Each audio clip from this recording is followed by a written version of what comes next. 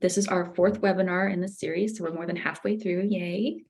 Although I'm going to be sad when it's over because I've learned so much. My name is Dixie Clough, and I'm the director of Museums Alaska, which is the statewide museum association here in Alaska. And I began my position last April, and I only moved to Alaska last May, so I haven't been here that long. I moved here from Florida, but actually I'm originally from the Maryland area, right outside of DC. So I'm not West Coast, I'm not from Alaska. So when I started this position, I had a lot to learn, and I wanted to get a feel for what museums might need from us.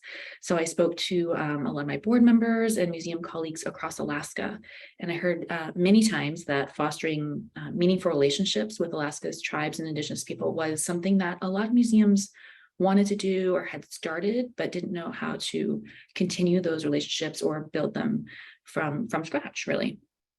So we, Museums Alaska, was interested in creating a program that would help build these relationships and keep them going into the future. But we also knew that we couldn't do it alone. I am a white woman who moved to Alaska last year. I'm not the person to lead these conversations. I know about the museum practice side of things, but I can't speak to the experiences that Alaska Native visitors have had when they visit our museums. And I can't speak to the experiences that Alaska Native individuals and tribes have had when working with a museum or even in a museum. But I did know that there was an organization in Alaska that could help us bridge that gap in knowledge. So at the very top of our list, we really wanted to partner with First Alaskans Institute. And right as we were planning to reach out, the Alaska State Library received COVID ARPA fundings from IMLS, and they were kind enough to share them with the museum world in Alaska. And we wanted to jump at this opportunity because we knew that this program could be a really good fit to that grant. So we reached out to First Alaskans and they were up for the challenge. It was very short timing, but they jumped right in with us and we started planning this program last year. And we're so excited. It's almost done. I can't believe it. But I've been so impressed by the thoughtfulness of all the program's details, every thing that First Alaskans put into this. And I know that I have learned so much in the past few webinars, and I'm so excited about what we're going to learn today from amazing speakers. And we have 2 more webinars after this, so please check those out as well. I know they're very important topics, just like today's. So I'm going to stop talking and let the amazing speakers take over. Thank you. Kliana Chinook, Dixie, we really do appreciate your leadership as well throughout this series. Chamai everybody, we shilukanatanichkak uptahatna Melissa Martin, shunami shuklianga, ferndale mi edachlua, bekdachlua. I am Melissa Martin. My Shukstun name is Shilukanatanichkak. I'm originally from Kodiak Island, born and raised and love my island, but I now live in Ferndale, Washington, so I can be closer to my sister. I'm FAI's Indigenous Operations and Innovations Director. I've been with FAI now over 2.5 years. I'm sneaking up on my 3-year mark. And before that, I worked for my community in Kodiak as one of the tribal administrators for one of our tribes. I'm so thankful to be here with you today and to get to listen to our amazing speakers. Kaswoot. Kaswoot yuchatusak, slingedaya, yaktad yechatiti, ushkitan nachatsati, dachinach, achit idauduna, hayuak. I have 2 sons, Jackson and Jace. And my name is Gloria Wolf, or others call me Kaswoot. That is my Tlingit name given to me by my grandmother when I was born. I am Tlingit from down in Southeast in Yakutat, and I'm happy to join you all here with the FAI team as the Indigenous Leadership Continuum Director. And I'm looking forward to the discussion. Goodness, Chumai hui Cutmen abdachatnga Candace Branson. Shunami etachtwa sulanga. I am Candace Branson. I go by Cutmen, which is my Sugpiaq name, and I was born and live in Kodiak. I work for First Alaskans Institute as the Indigenous Advancement Director, and have really loved working for the organization. It's like no other. Really excited to be part of these webinars, getting to soak up all the experience and knowledge and greatness from all of these guest speakers, and really get to share that with the community, the museum community, and anyone else who wants to listen. It's been really an honor. Like Dixie said, FEI has been working on this series and this cohort for a little over a year now. We're so grateful to Dixie and to Museums Alaska for inviting us to be able to have this conversation.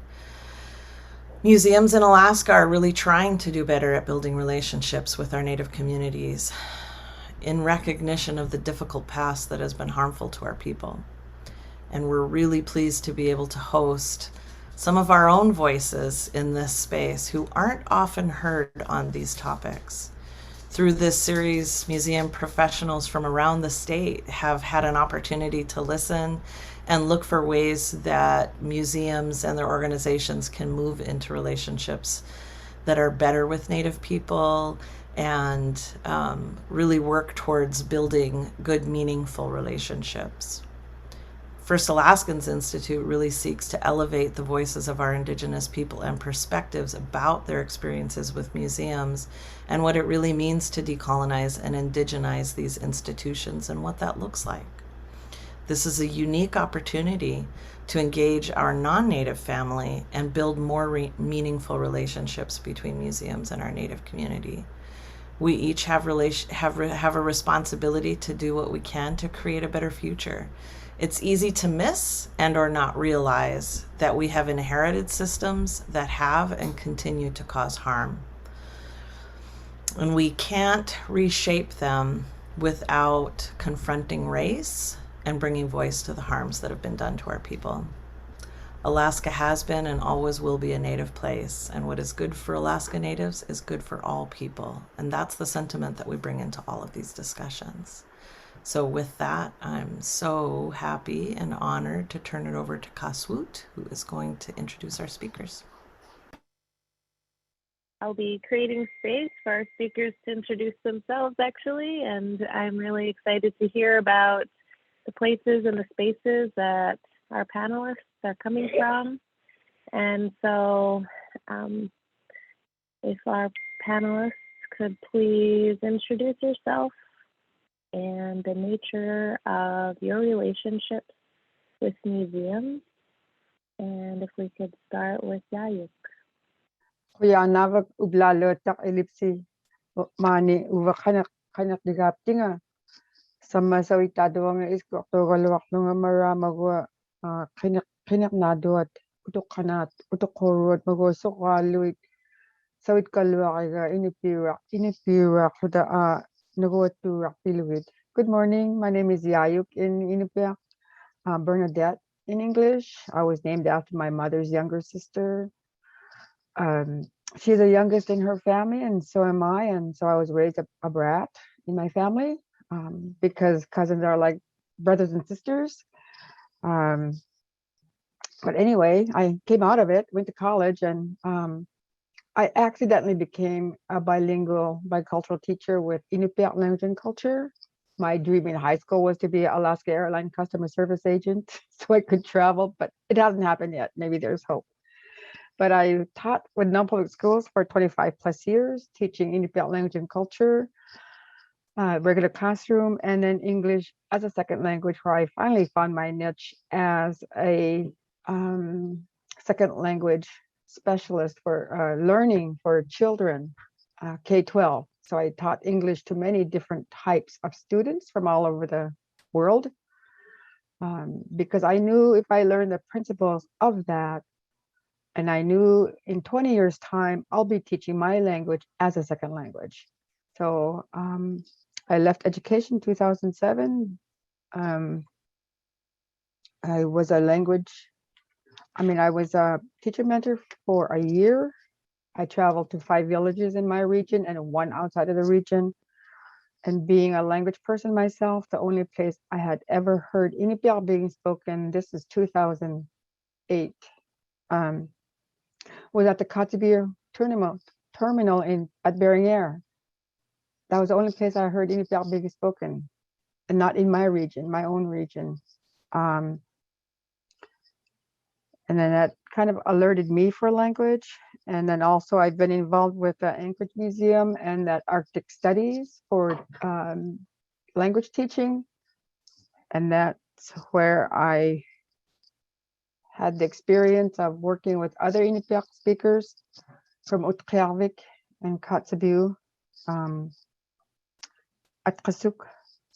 And we can all Iñupiaq together, even with the different dialects. And for the third or fourth year now, I've been the chair of the Alaska Native Language Preservation Advisory Council. Really great to have you here with us today. Thanks for that introduction. Sven? Hi, everybody. Sven Haakanson here.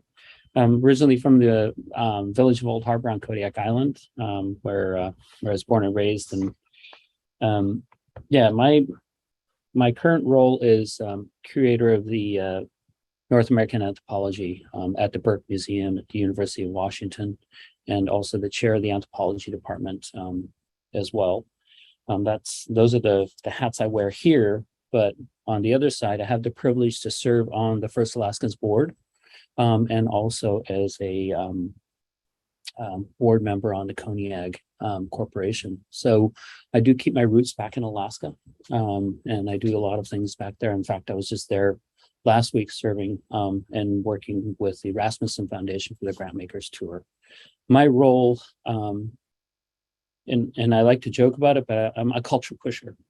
I like to help and find ways for my community members and also other tribal members to find ways to get access to museums, to get access to the knowledge that's cared for in those institutions, and create a space for them to be not just comfortable, but for them to know that this is their knowledge, and they can take and use that knowledge in a way that helps them celebrate who they are. So I'll stop at that because I want to have a conversation about what we're going to be talking about with sacred. Great to hear from you. Phillip? Hello, everyone. Phil Charette. Aarnaquq is my Iñupiaq name. Iqalluuq is my teasing name. My grandparents are John and Jane Hines. My grandpa was from Iqalluuq. My grandma was from Utah kind of area, and but her name comes from, well, there's Nelson Island, but I've got a lot of relatives everywhere that are connected with Hines. My journey with museums, actually kind of my relationship started, I think, when I worked with Ray Barnhart and Oscar Quagley, and I was a research assistant looking at all the resources in Southeast Alaska, and I went to the Juneau Museum, and I had some amazing experiences down working on objects by myself. And I've got to say that started a journey that I did not anticipate. We think of objects as only things that are physical. We don't think of them as something that's spiritual. We don't think of them as something that has anything beyond the scope of what we physically see. With my experience, I feel that there's something much deeper than that. They're not just objects. They're conduits for different types of things, different energies, forces, which then leads to having a certain level of respect when you're handling these objects, and also caution, because within some of these objects, there are some things that just raise the hair on my arms and my back when I've handled some of these objects. And so I have this interesting relationship with objects, in that they're not just merely objects. You know, they're connections. And there are some affirmations that I've gotten from handling some of these objects about the work that I do and the meaning and the significance of it. So for me, it's been a journey, and it continues. And every time I go in and have this relationship with different museums, it's not just the museums themselves or the people, really the objects that are contained with them and what they have. So it's just, we think of things on a very flat plane, but when you deal with our objects, they're multidimensional and they have a great deal of depth and significance, and I think they should really be protected. So I've done a lot of art shows. I was in Changing Hands too. So I've been in shows at the Smithsonian. I've researched for 2 weeks at the Smithsonian, worked with Dr. Loring as a conservator, helping to repair some of our damaged objects. And I worked with Bill Fitzhugh and was going to do some research, but life happens and life moves on.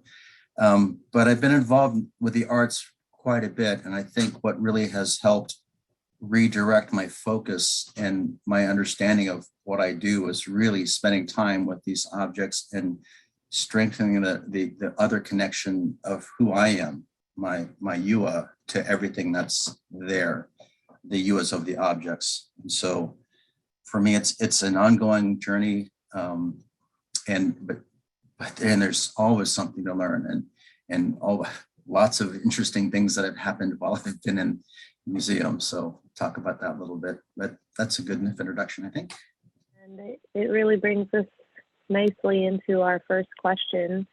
So we have a series of questions, and I invite you all to, as panelists, to chime in as a discussion. And I agree with you, our sacred objects have energy. They hold energy, and as Indigenous people, we need to be cautious when caring for these items. So moving into our first question, considering Indigenous stewardship, what does Indigenous stewardship of our ancestors' items look like? And how is that different from the care they are currently receiving in museums? I'll just open this question up to someone who feels inclined to be the first person to approach this. This is something that when I first started working at the Alutiiq Museum in 2000, I was confronted with by an elder, and it started with them speaking up saying, hey, you should know this. And it started with us, how we treated bears, bear skins, bear parts, and what we were supposed to do. And at the time, the museum had a bear skin on display for people to pick up and handle and do whatever they wanted with. We had bear skull on display that was in the wrong orientation. And as soon as that elder shared that with me, one of the first things we did was, okay, we need to take the skin off display because that's being disrespectful to the bears. But we also have to orient the skull and facing northeast, so it finds its way back to the spirit world. And that brought in the idea of, okay, what are we doing? What else are we doing that we don't know? And that started at the Alutiiq Museum for us to create a space that we had items that were for sacred. So we created a space that was off limits to just the general public. So we started creating policies back in 2000 about how do we handle these cultural pieces, and how do we also not apologize, but apologize for mishandling those because we didn't know. And that's one of the most important things for us as Indigenous peoples is to inform museums that, hey, these cultural pieces are sacred and they need to be handled in these ways. So we have a responsibility to educate, but we also have a responsibility to make sure to protect that knowledge. And I felt in my position that when an elder had shared that, I had a responsibility. And a responsibility to immediately react and act on that knowledge so that we can start to show our community that we were listening to them, and we are making sure that we are following all our cultural protocols. So for me, it started a lot with a lot of those little things like that, but mainly listening to what the community was sharing with us and how we handled that. And I've had many experiences since that time, but that was the start of, okay, how do we make sure that we're educating others, but ourselves on how we care for these pieces in a very culturally respectful way. Clear enough. I guess I'll go next. I was born and raised in Nome, but with the King Island family. Our families were moved from the island in 1964, so the children can attend school here in Nome. But they still lived as if they were still on the island at Iqalluuq, at King Island. And they also became the most researched community this far north, as I see people where you are in Alaska.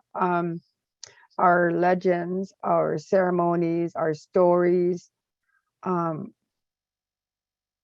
I was a student at UAF, I found research material on King Island people, on hunting and such. And just recently, Larry Kaplan was working with Sylvester Yaayuk on tools, our words for tools that were used that we no longer hear in our day and age. And also, how are they used and who used them? And the words that go with using the implements, for what purpose. And and I know our items get passed from one generation to the next, and to give that permission, if others, because it is part of that family's, that spirit comes, or whatever it's called, come to that item, and it comes from their family. So to me, that's what stewardship is. It's with great respect. And this reminds me of our local museum had a long time ago on Edward. I just can't remember his last name at the moment. He took pictures late 1800s, early 1900s of our people.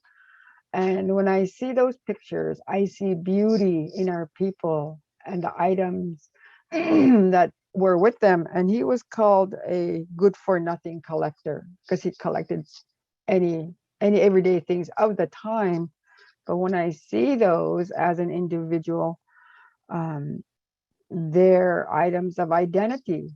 It identifies who we are and where we come from. So, and then when I worked with at the Anchorage Museum, it was a collection that came from the Smithsonian Institute. Some items we still use and some others were not. And I saw a difference on some of the items where religions had taken over, and that our ceremonies and dances were evil by different religions. But King Island was so isolated.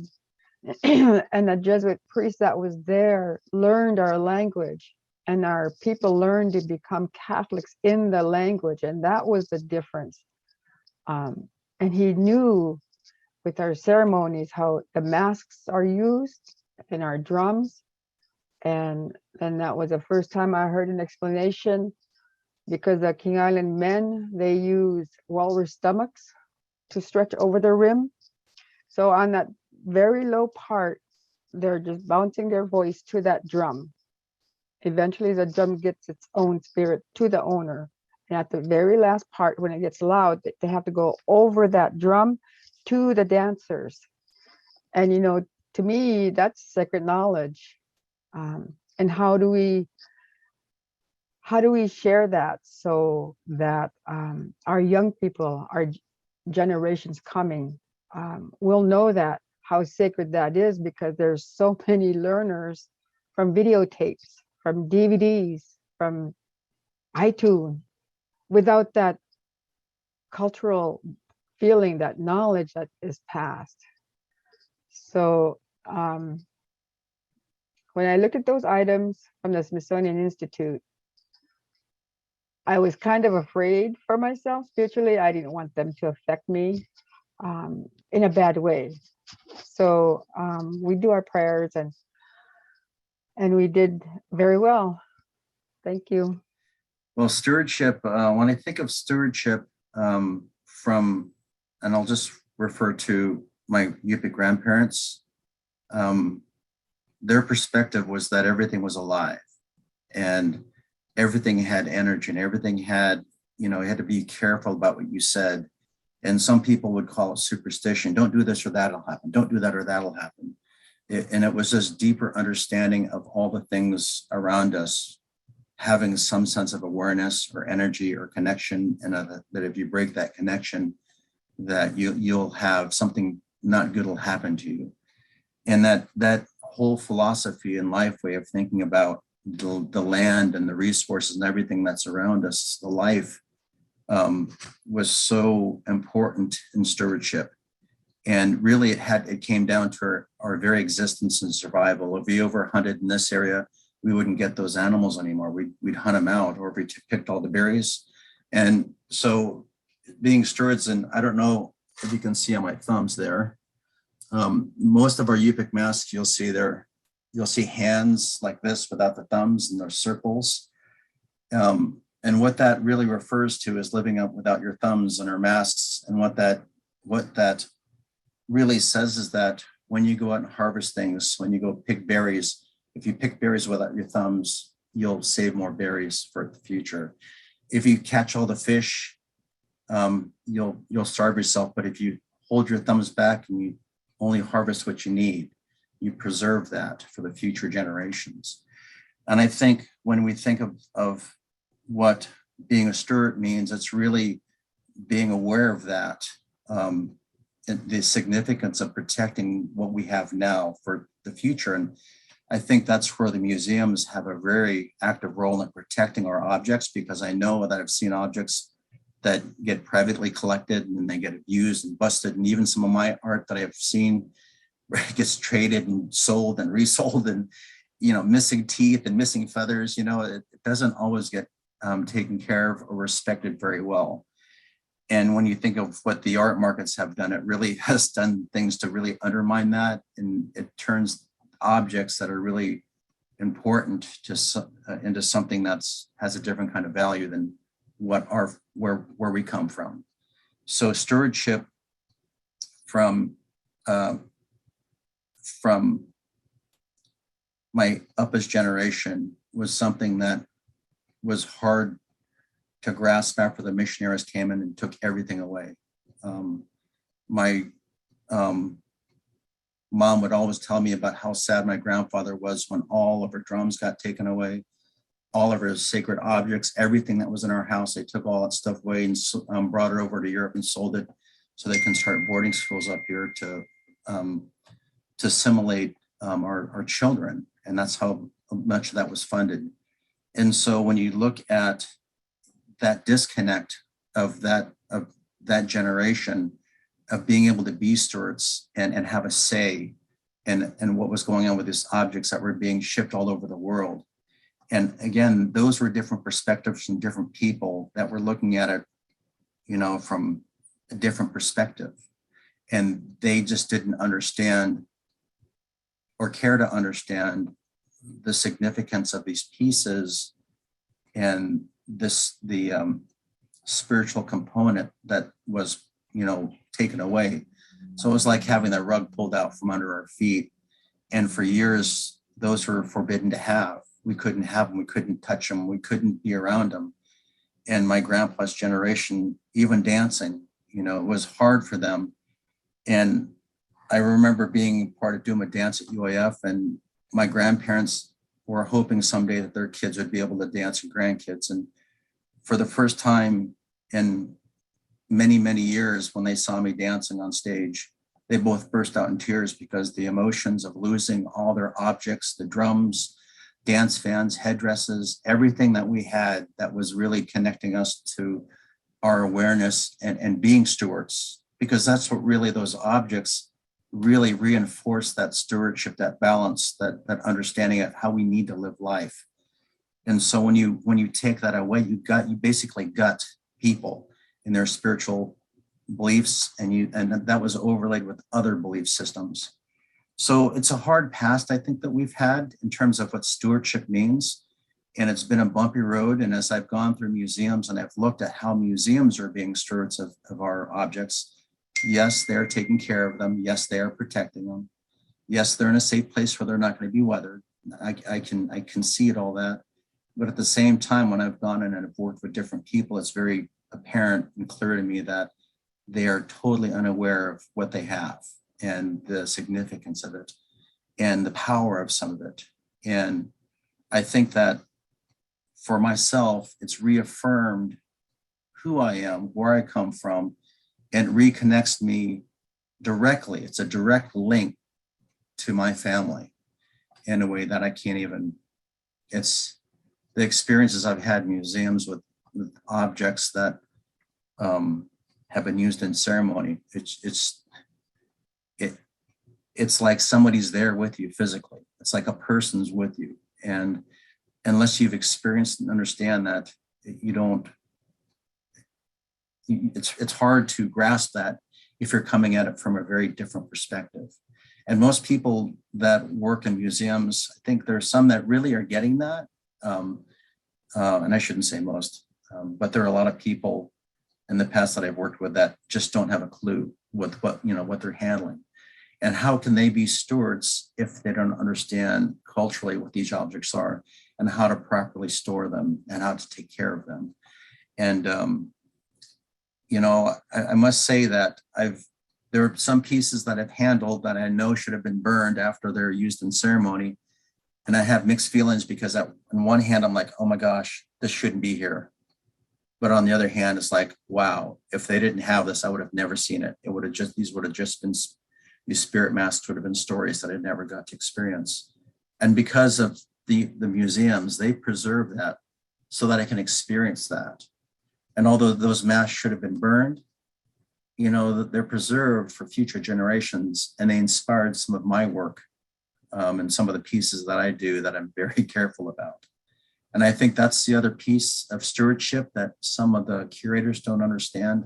It's not because they don't want to. I just don't think that the information is there, and we've been disconnected from those objects for so long. And even with the Smithsonian, when I've gone and I've printed out I had a printout of all the Iñupiaq masks because that's what I was focusing my research on. And it just says mask, mask, mask, mask. There's no details, no information. There's no, and I look at, oh, that's a driftwood mask. But when you see the description, it says mask, nothing else.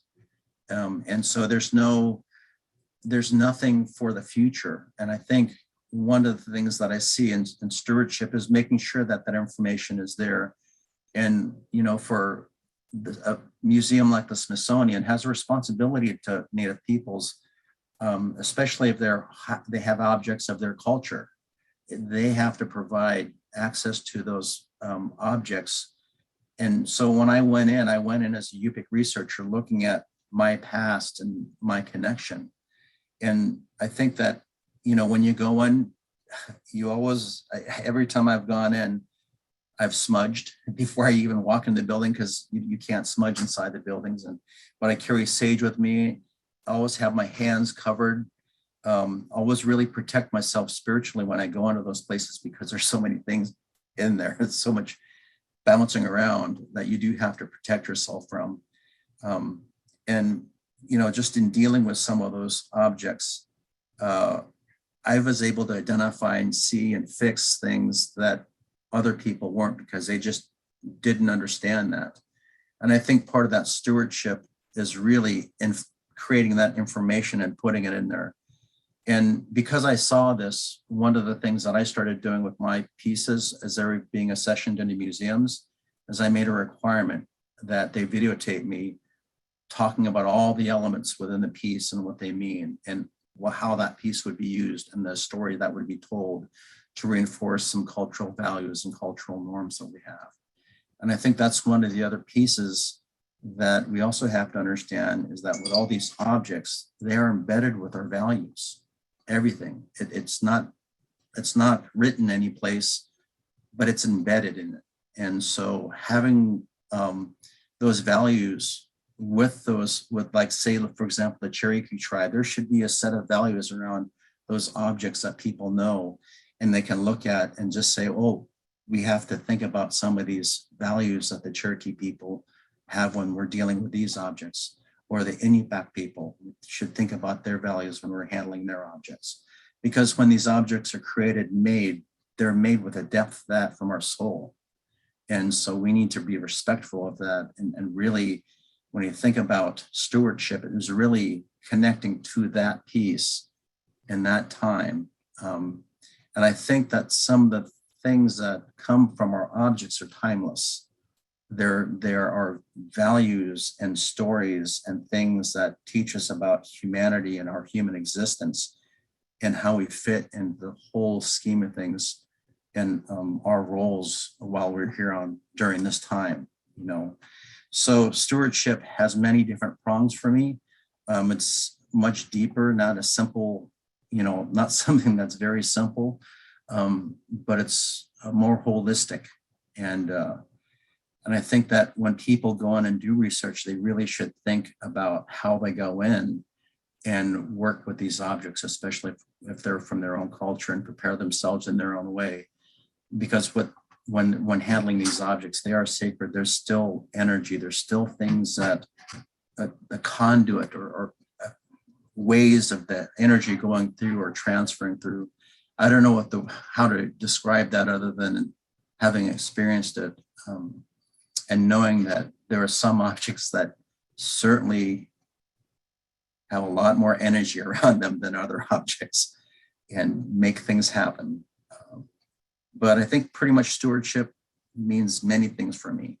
And I'll leave with that. So many important reflections to consider when we're talking about our sacred objects.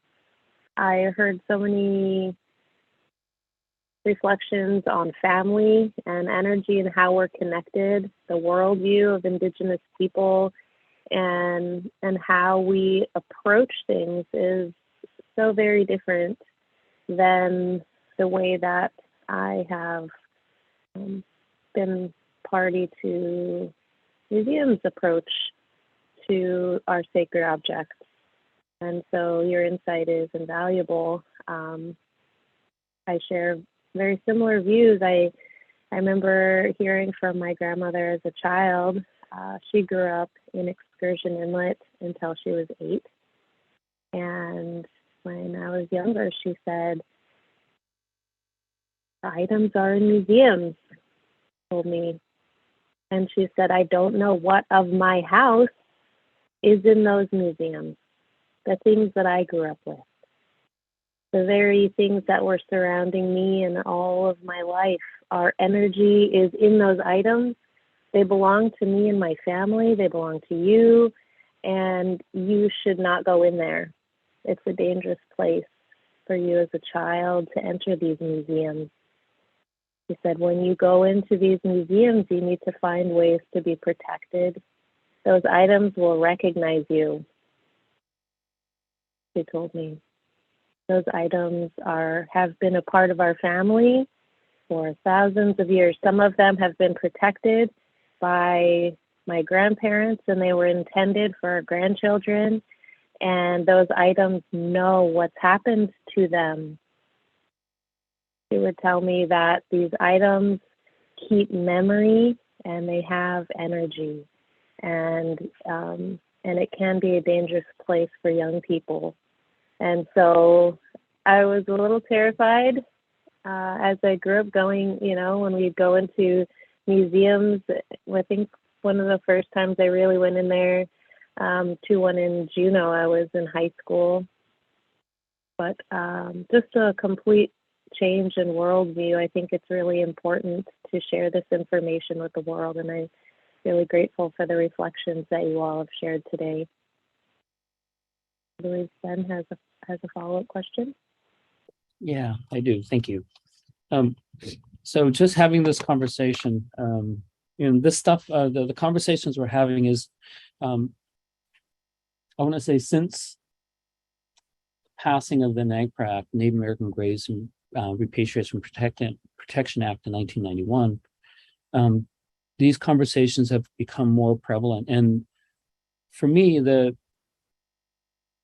museums in the United States, a lot of people who are handling our cultural pieces have started asking these questions, have started educating themselves and how to best care for, and also how to work and engage with us. And so as I was thinking about, okay, what are we talking about today?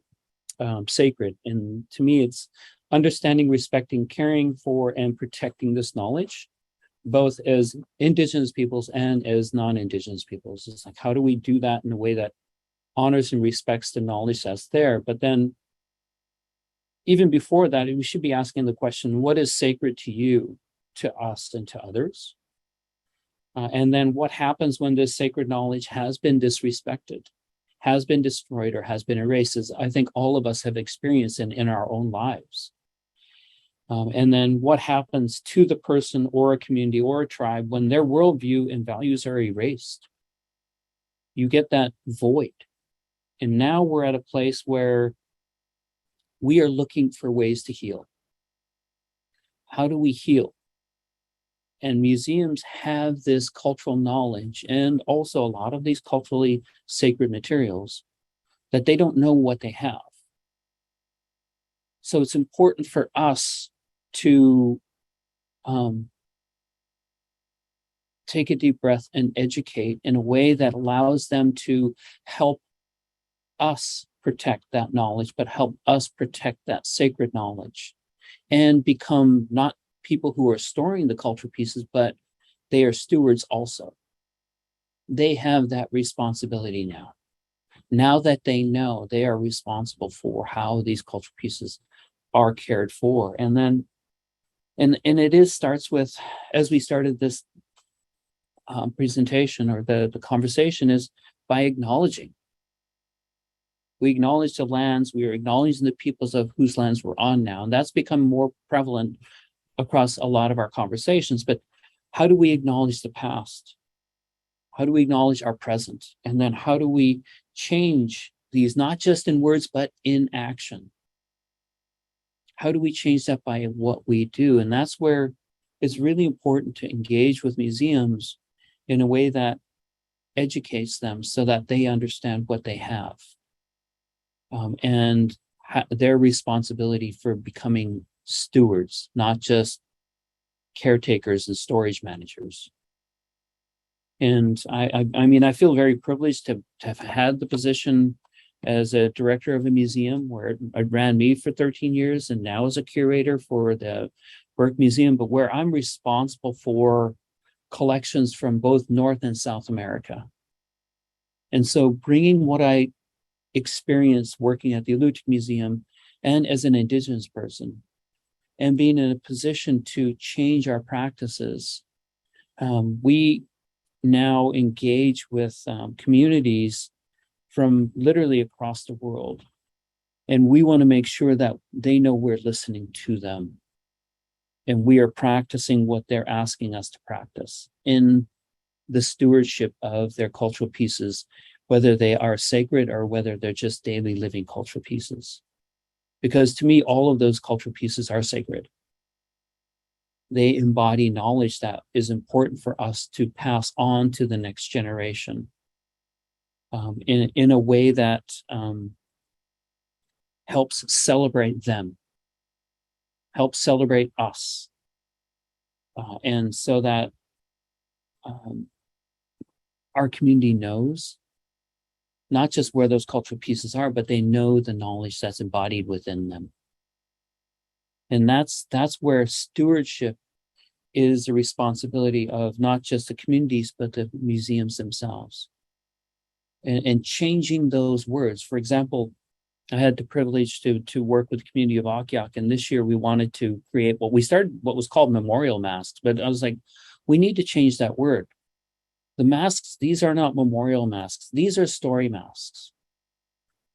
They're celebrating the stories of that person's life so that we can pass on that knowledge to the next generation about what it means to be a human being that has lived their life in a good way. We're celebrating their knowledge and passing on the knowledge of them so that we pass it on to the next generation, so that generation knows what it means to be a good human being. And so really thinking about the words we're using and how we use them, and then also how we're engaging with each other. How do we make sure that we are respecting each other in terms of the cultural knowledge, the cultural ways of being, and all these other things that every year, every time I go to a museum, I always learn new things. Not just from the collections, but from the stewards of those collections. And so when I work with those individuals who are at the museums, to me, they're not collections managers, they're stewards. They're stewards of our knowledge. And that in itself creates respect to them, but then they start respecting us. And then they start respecting the cultural pieces that they're responsible for. And so really thinking about how we care for these pieces, but then also thinking about coming back to Phillip and Yaayuk, what is sacred to you, and how do we make sure that we are educating the stewards of our cultural heritage? Iqalluuq. I guess I can go first. As I listen to Sven and Phillip, I think about, when you're talking about stewardship, I think what's really, really important, the people that are taking care of these items, they have the responsibility to taking care of them respectfully. Not only that, but they need to know the language behind it, because that gives a deeper meaning with our own language and how it's described and how it was used. And because those old items in the museums, that's how they help us with our words that we don't use anymore, that we don't hear anymore. It's with those items. And the curators or the people that take care of these items need to know at least some of the language, if not all of the language, to do it properly, because it's within our language. All those meaningful things are with the families. So when you talk about acknowledgement of the land, we also have acknowledgement non-verbally. Iñupiaq. The raise of your eyebrows is an agreement. It even says hello. And a crinkle of your nose is no.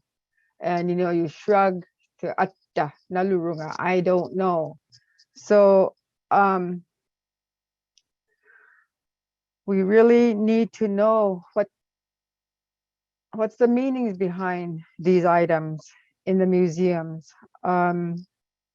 So with that language piece, I am the director of the Eskimo Heritage Program here at Iqalluuq, but it's an archive of our languages of Yupik, St. Lawrence Island Yupik, and our different dialects of the region.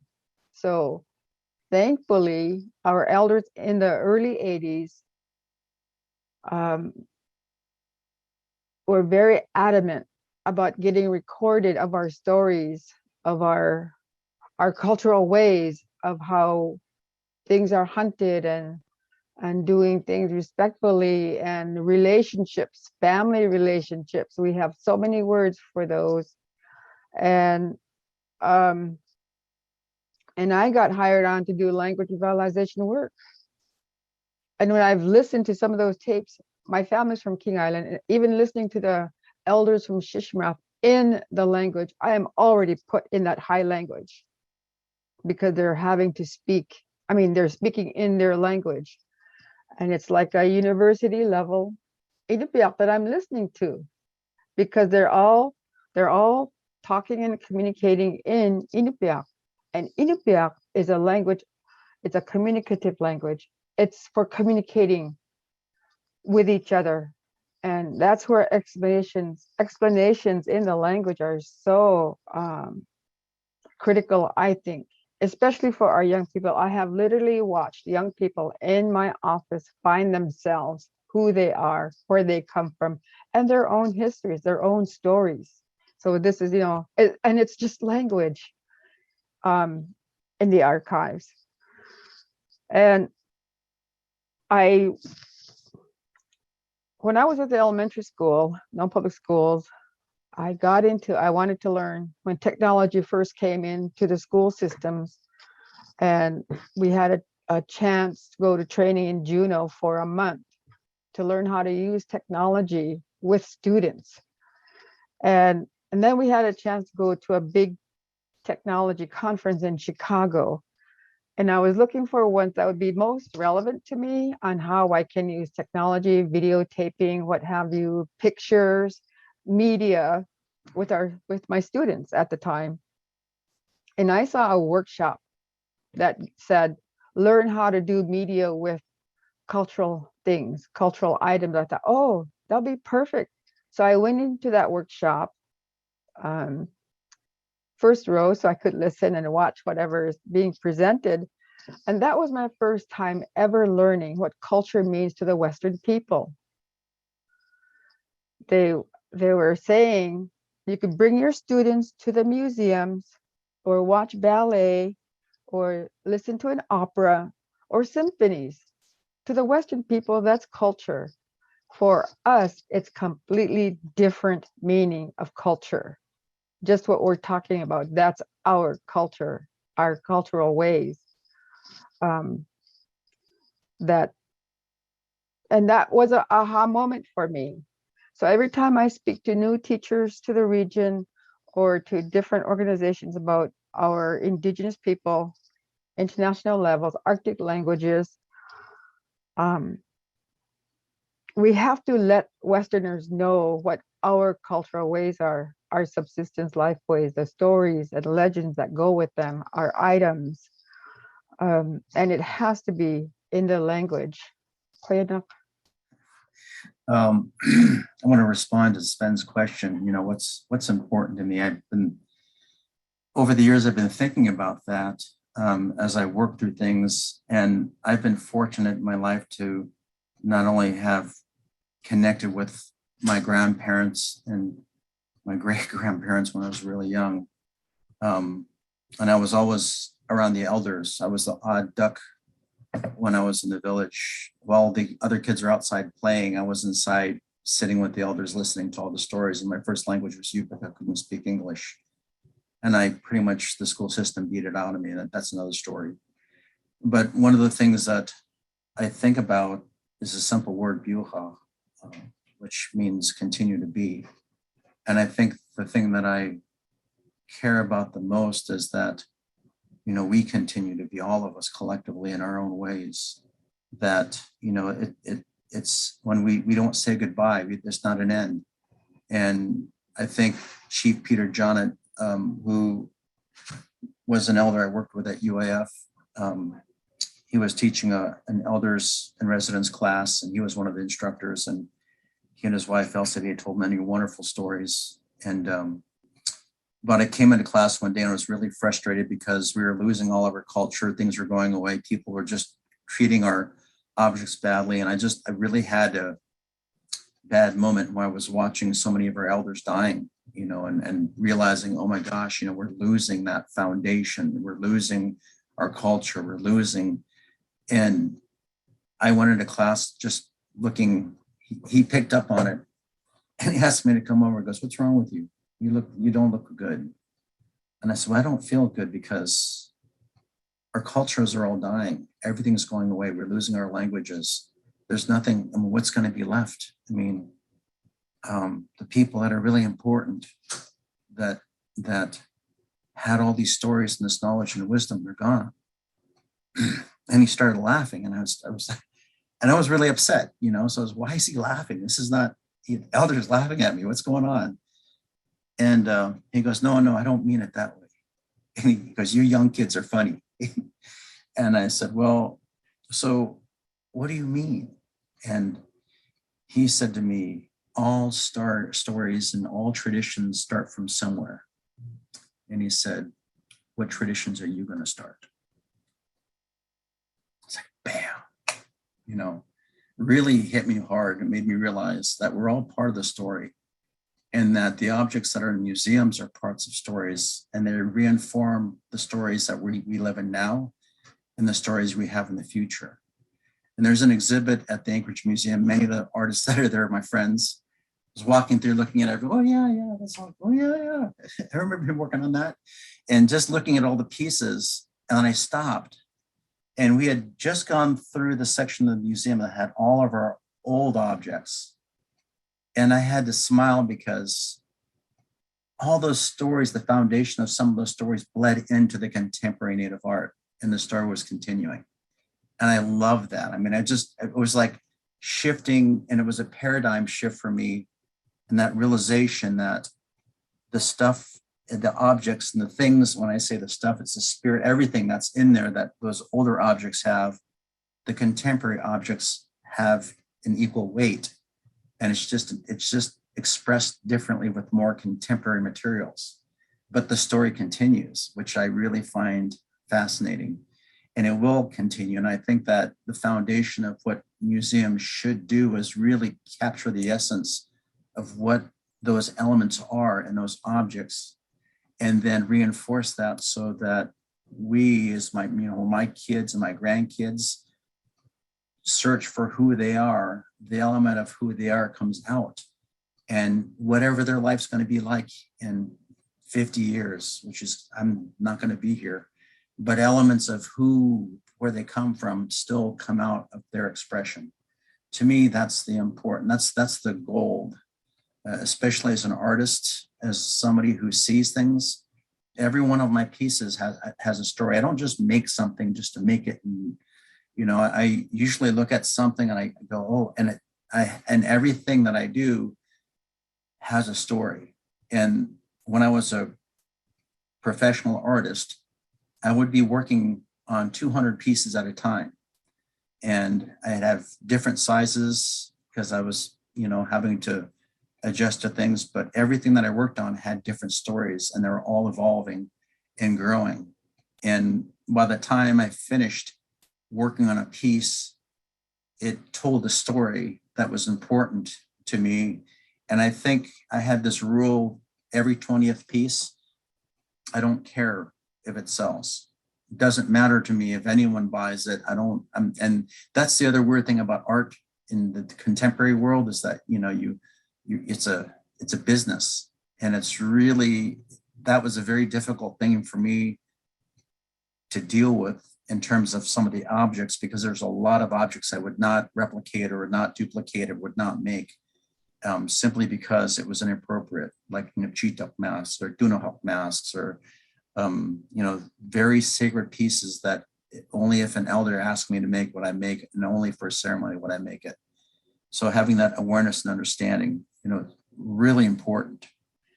But sort of in the grand scheme of things, the stories that we carry forward, the stories that we see, it's always interesting to me that there's always a connection.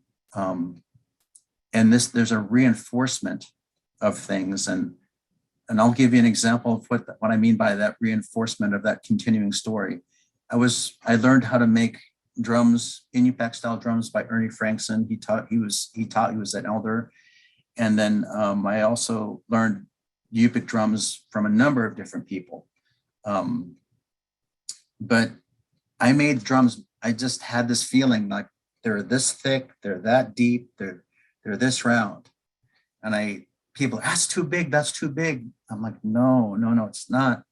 I know this is right. I just feel it. I don't know. How do you know? I'm like, I just know it. Just trust me. I know it. And when I was researching at the Smithsonian, I was going through all these drawers, and I slid open this one drawer, and there's a drum frame, and I looked at it and the hair went up, because it was the exact dimensions that I make my drums from. And this was a pre-contact Iñupiaq drum. So I closed my eyes. I felt the thickness. I'm like, yep, that's my thickness. I felt the depth. Yep, that's my depth. I felt the grooves. Yep, that's where I put my grooves. And I wrapped my arms around it and like, yep, that's exactly the size that I make my drums. I knew it. So it's like that connection that sometimes is reinforced. And for the longest time, I felt bad because people were making different type size drums, but I knew in my heart, this is what we used. And it was reinforced. And I looked where the drum came from, and it came from my region. So I just felt like, wow, I don't know how, no one ever taught me, but somehow this connection was still there. And I think with some of these objects, that connection is there. And when you go in and you're open and you are searching and you're wanting to find that. And for me, I had drummed. And I love drumming and singing. And when you use the instrument, you understand it and how it works, then you have that connection to it, and that connection goes into the other realm. And I think that for me, being able to communicate in different through realms and through not just the physical, but the spiritual plane is really important. And I think a lot of the objects that we have do that. They transcend the physical plane into a spiritual plane. And I think that's why we have to be very careful about these objects, because they are conduits, they're tools. They were used and energy was put through them. And, when people think about playing, being Native, and I want to bring cultural appropriation up, because I've seen people doing things, doing ceremonies that they should not be doing, and, doing things that just are dangerous. And I've experienced some things that have scared the crap out of me. I mean, I'm not kidding. Being places and it's like, and having manifestations in front of me, it's a different reality when something like that happens, and you have to really go, whoa. And other people pretend and want to be part of this, and they adopt some of the things that perhaps I've done.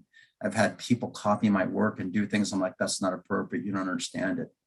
And in dealing with all the spiritual things, when people play with that, to me, that's like handling a loaded gun, because some of these things are very dangerous, and you can lose a part of who you are if you don't protect yourself. And it's like stepping trying to walk across a highway when it's busy. You don't do it. Most people won't understand that, but the energy that exists in some of these objects is so powerful. You've got to respect it. You've got to be careful of it. And so it's still there, it still resides. And I believe that some of that stuff is going to continue into whenever. But I guess, just thinking what Sven was talking about, what's important to me, I think, is that really the core elements of these objects and how they fit into our cultural values, and how that manifests in a story from the past, a story in the present, and then our future story. I think, to me, that continuation is what's important to me. Wow, Kulyana, Sven, for bringing this part into the discussion. I appreciate, Phillip, that you brought in that contemporary piece. I know when we were having the post-webinar discussion with the cohort last week, that was something that was brought up.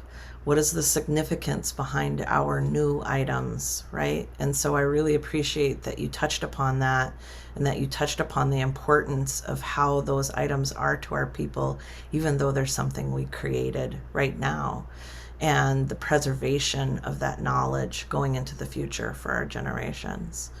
Yaayuk, when I reflect back on your statement that museums have the responsibility to know the language behind our objects, it brings up to me when we were first kind of in the midst of our language revitalization in Kodiak really coming to life, and understanding that once we as Indigenous people brought back our language and really got to feel the importance of that, it was like instant access to our ancestors' knowledge, to our ancestors' worldview of our people.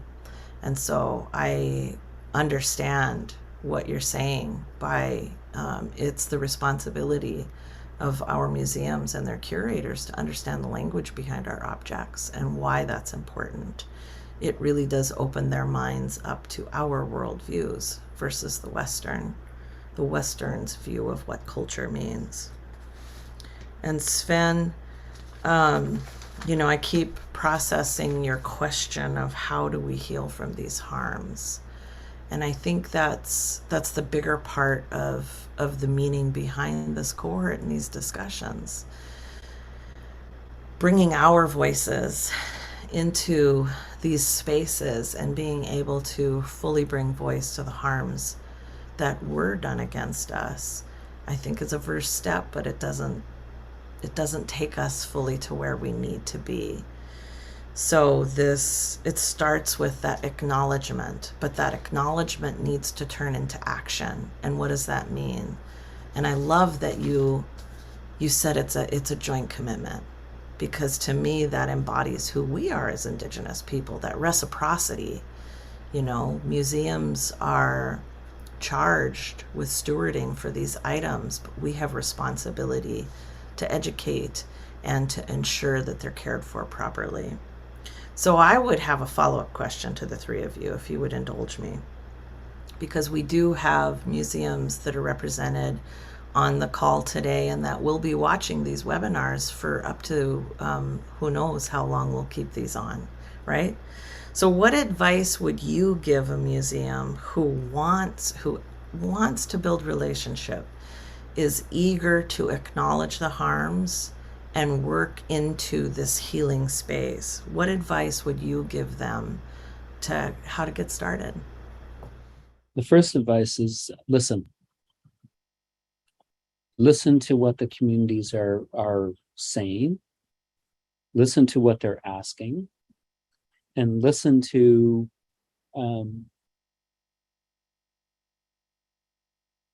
how they're saying it. For example, I mean, here at the Burke Museum, we completely redid our exhibits, new museum altogether. And my colleague Holly Barker and I, we completely changed how we exhibited, how we were told to exhibit our cultural pieces. And we started with the language. Every cultural piece that we have that's on exhibit, if we have the name of the original culture, that from where the cultural piece is from, we put that first. We acknowledge the language. Then we do an English translation. And then if we don't have a quote or words from a community, we don't put anything after that. We will not interpret the piece. We have the communities interpret the piece for us. And it's a lot of work, because that means you have to try to connect with communities you're sharing. And that's the start. And to me, that's the beginning of the conversations that I'm hoping that we'll have through the Burke and through the cultural pieces that we're sharing. But we also went and got permission from the tribes that we could on the cultural pieces that we were sharing. So they knew what we wanted to share, but they gave us the permission to share it. That way we ensured we weren't sharing something that shouldn't be shared to the public. The other part is, there's so many parts to that, but just starting with the exhibit texts, really listening to what the communities want, not what you want as an institution. And in that, it sort of flips the way we do our work and how we do our work, because now we're responsible to the communities. And, you know, I attribute that, my ability to be able to do this, because of my experience of working for my own tribe and learning and understanding what was important, because it created a place where it creates a place where we're respected as human beings, not as specimens, not as something to be on exhibit. So, I mean, that's what we've been doing here. And I've had the privilege to be able to do through the Burke Museum and the gallery. Yeah, I'll stop with that, but I'll probably think of some other things. For me, after having that experience of working on language lessons from the exhibit from the Smithsonian Institute, I, as an educator and a language mentor for the Iñupiaq immersion classrooms here at Nome, kindergarten and first grade, I mentor the teachers. So for the advice for, and museums are part of our education, our educational system these days. The teachers will take their students to our cultural center and to the Nome Museum. But I think what's really important for advice for curators is to know your audience. Who are they?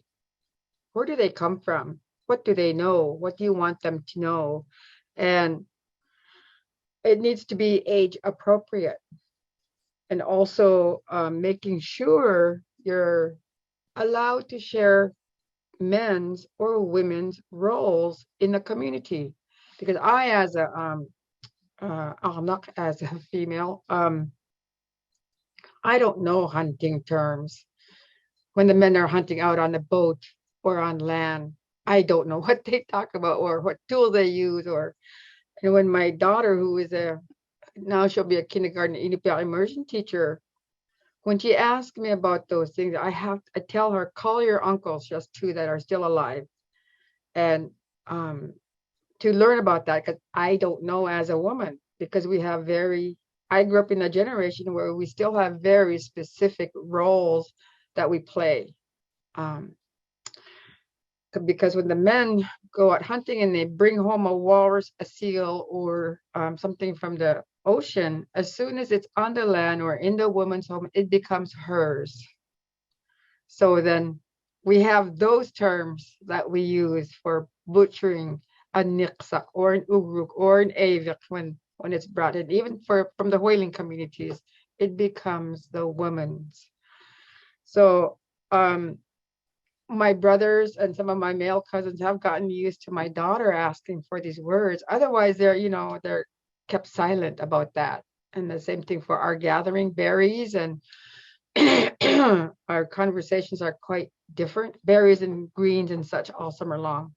And also, traditionally when there was umiaq, skin boats, the women sewed the skin, the walrus skin. My mother explained to me the walrus skin is so thick and they split it in half. The outside portion is used to make umiaq. The inside portions are used to make the homes on King Island at Iqalluuq.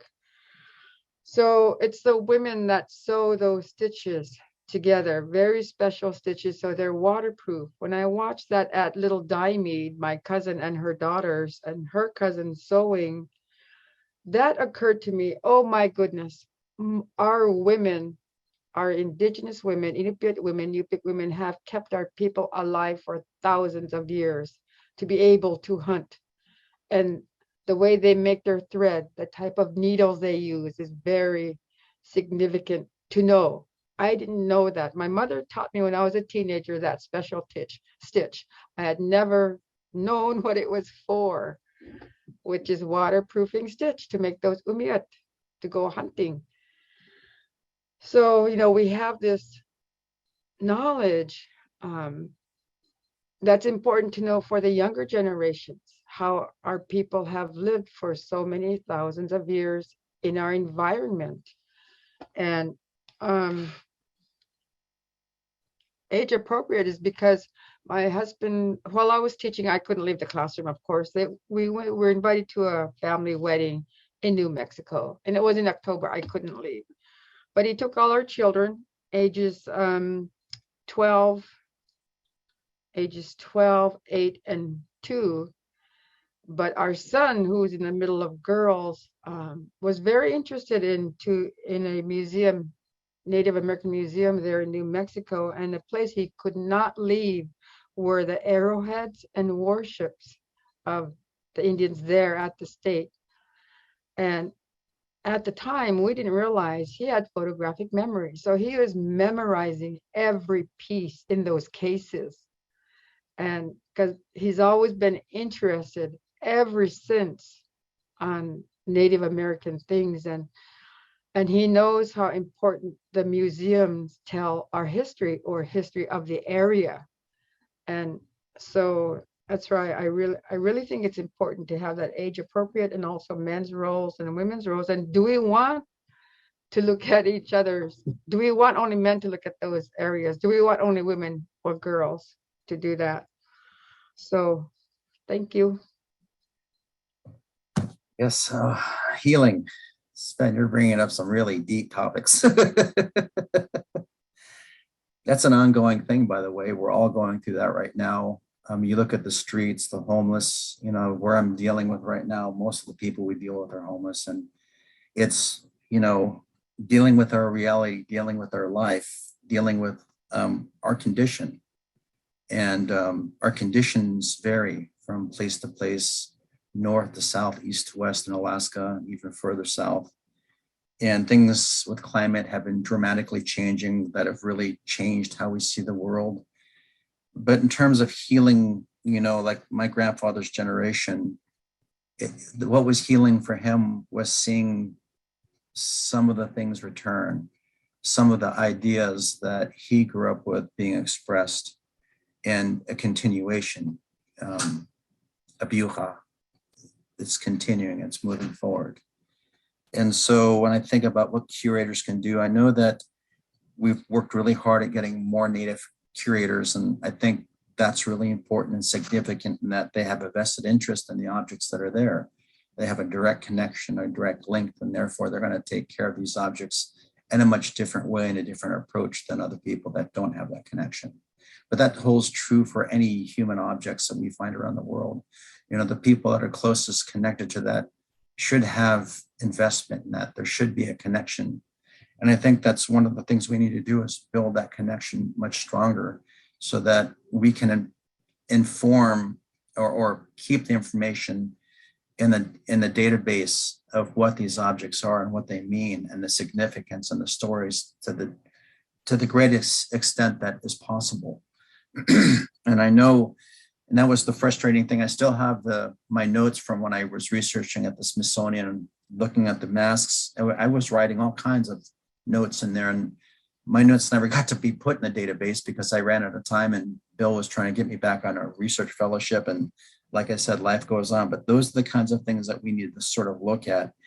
And I think that anyone that has a vested interest in understanding these objects don't necessarily have to be Native, but they have to be understanding and aware of what the values are for the people of that tribe or tribes that, you know, where the objects are. And I think it's really about, you know, making sure that we build those connections and strengthen those connections. And I think that with objects, Iñupiaq objects we have, you know, Iqalluuq, that was awesome because they brought all those objects back to the village and had the elders speak about them, those objects, and reconnect and all these stories came back, and it was, you know, a wonderful experience. And anyone that was involved with that just really felt invigorated because the stories weren't lost. But those connections that we have from the past, our human story continues. It's changing and it's evolving, but the conduit that we used were our objects. And these were the mechanisms for telling stories. And a long time ago, we didn't have big screen TVs. We didn't have internet. We didn't have any of that stuff. We were all live on stage. And that's why for me, mask making was animated because that was it. That was your conduit. And when things happened, you know, when you're building a mask, you know, something would happen in the community. The Aarnaquq would say, oh, and tell the carver, the Janach, how to carve something and describe elements of it. Then a dance would be created, a song would be created, and that mask would be danced. And then after that was done, then the Aarnaquq would share the values and wisdom from that event. So, for example, driftwood mask, something happened out there on the ice that created this, and there were some spiritual connections that were being felt by everyone. And those things are being expressed through story.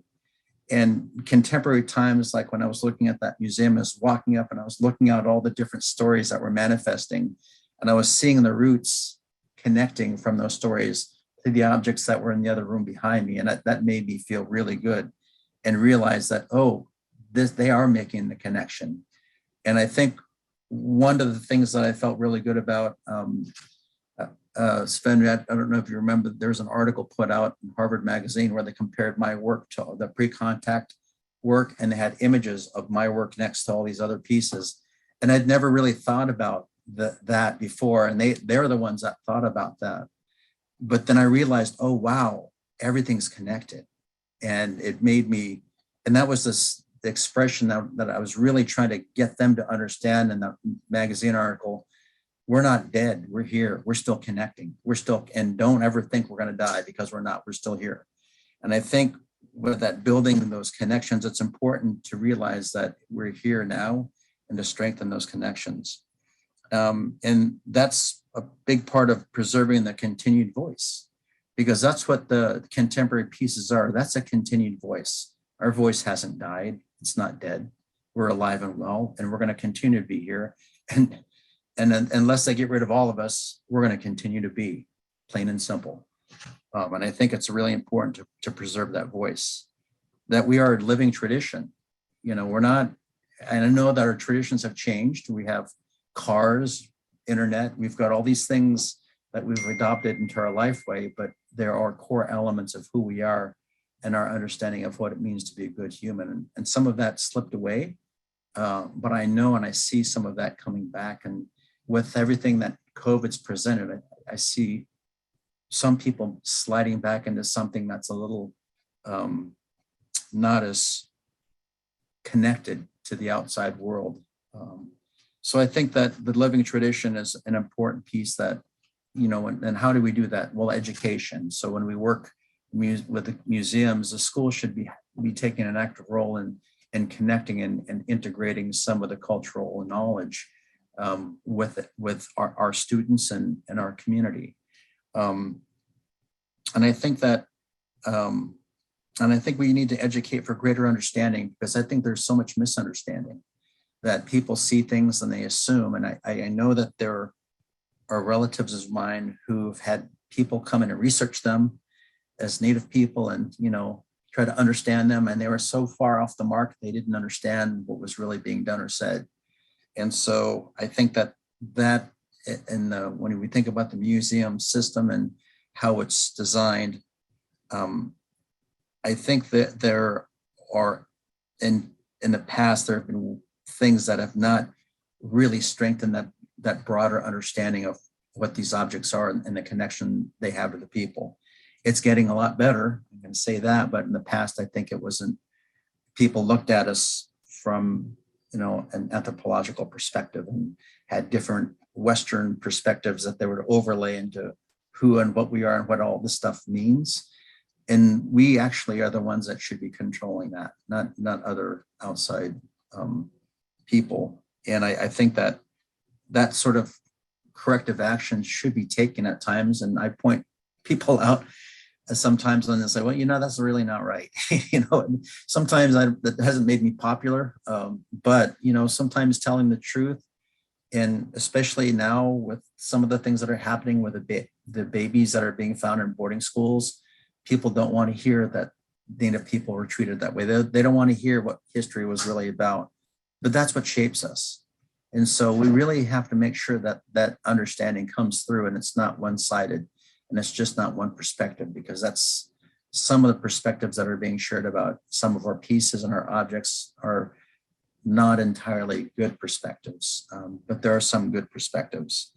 Sacred knowledge, I think, is another piece that we have to be very careful about, because I know some people use some of that sacred knowledge and cultural appropriation to make money and profit. And I'm going to just say I was in a gallery show once where this guy that was not Native did a bear ceremony and at the gallery, and all the Native people stopped. And I removed myself from the room. I had my eagle feathers dance fans with him, and I put them in front of me, and I just shielded myself, because what he was doing was very dangerous, and people shouldn't play with things like that aren't of their culture. But he was doing it to, you know, ride that I don't know how to put it.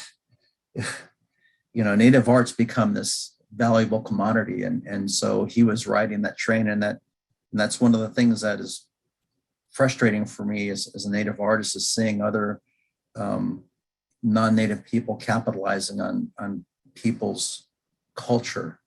And I give the example of the mall in Hawaii, where all the art that's in that mall, there's like $21 million worth of art or something they invested, and there isn't a single Hawaiian artist that put that together. All these non-Indigenous people that do Hawaiian art, and they made all that money from it, and none of the local people got any of that.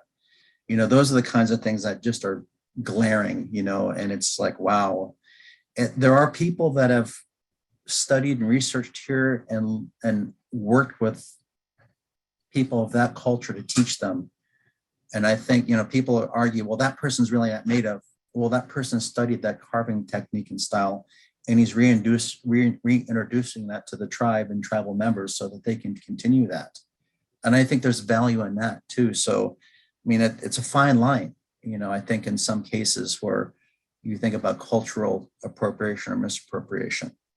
And then our values, having our values and of the various cultures, like if it's Inuit, the values should really be listed and posted everywhere around those objects. Same thing with Dene, same thing with which, you know, even Gwich'in is different than Dena'ina. So there's some slight variations, but really honoring those values and making sure that they're reinforced through the educational programming and programs and programming, through the messages that are being sent and the continuation of the ideas.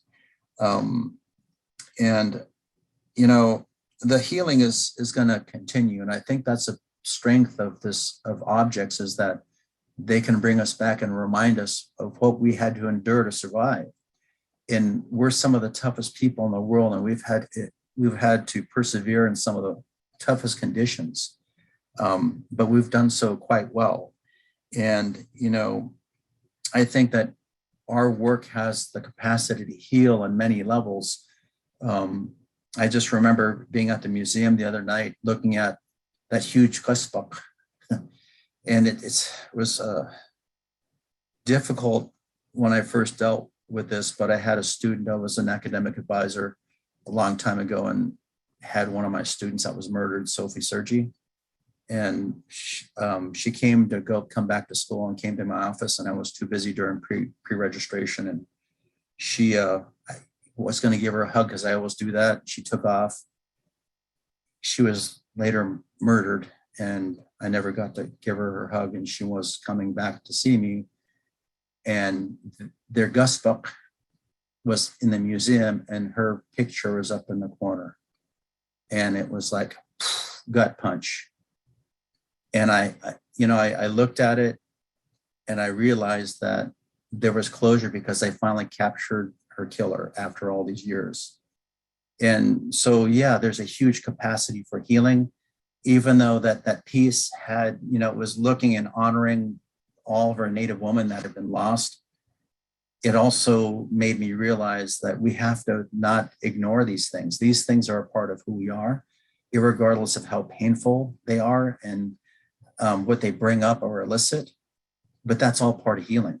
You know, it's all part of growth. And I think that's the final word that I want to say, is that all these, you know, we as cultures, we are growing, we're evolving, we're changing in those core concepts and elements that these pieces have, the spiritual beliefs, the values that come out of that. That's the core of what should really be preserved for our future generations, so that they have a foundation of what it means to be a good human being.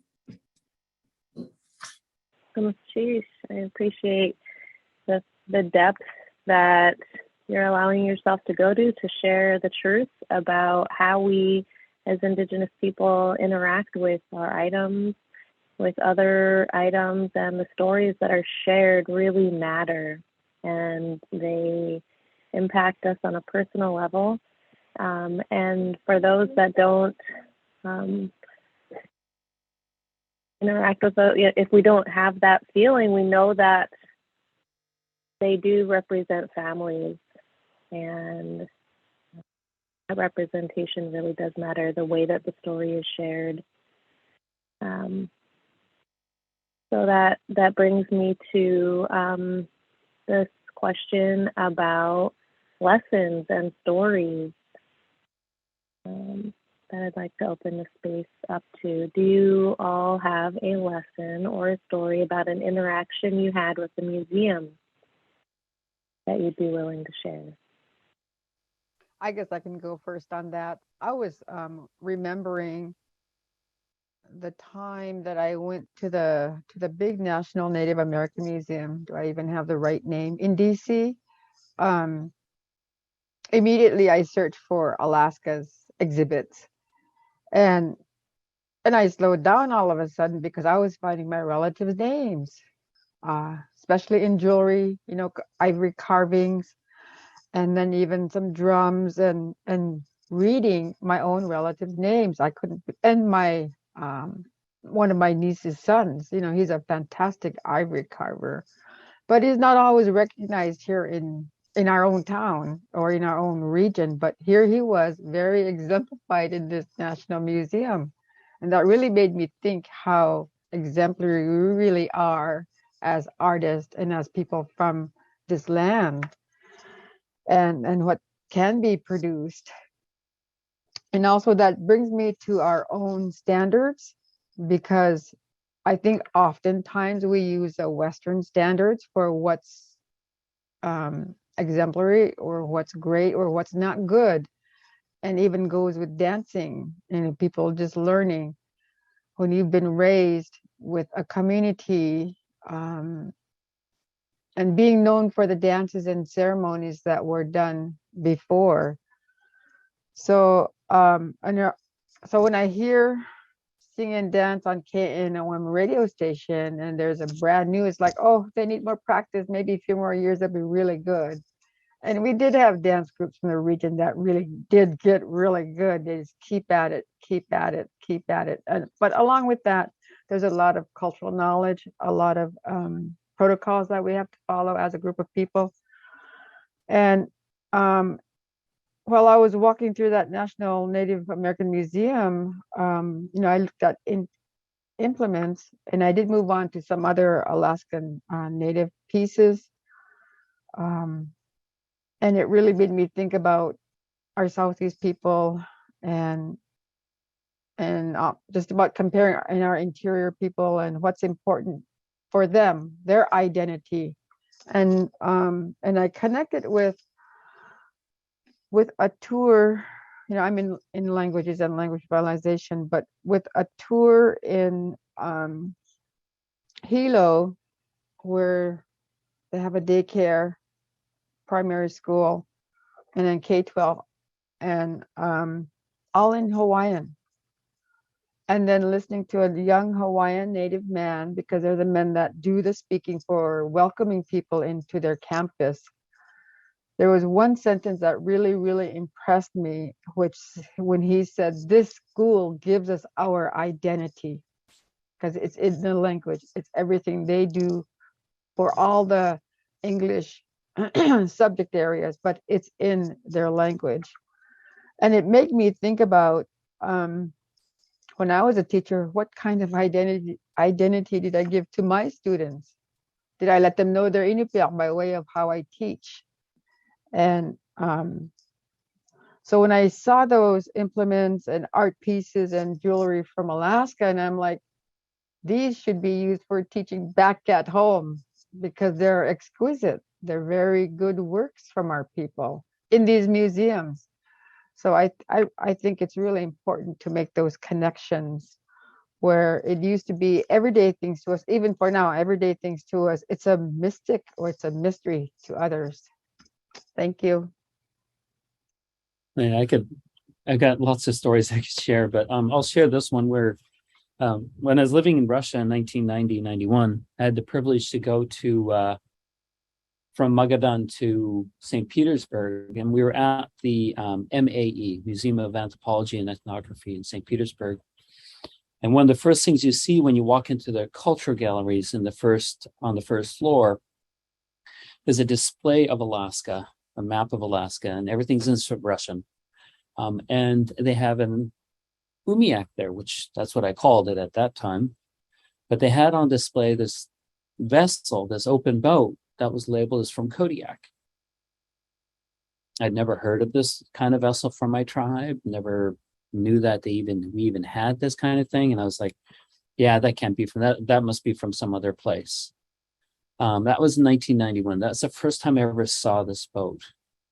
And then when I started working at the Alutiiq Museum and then doing research in these museums, I kept coming across this one type of Umiaq.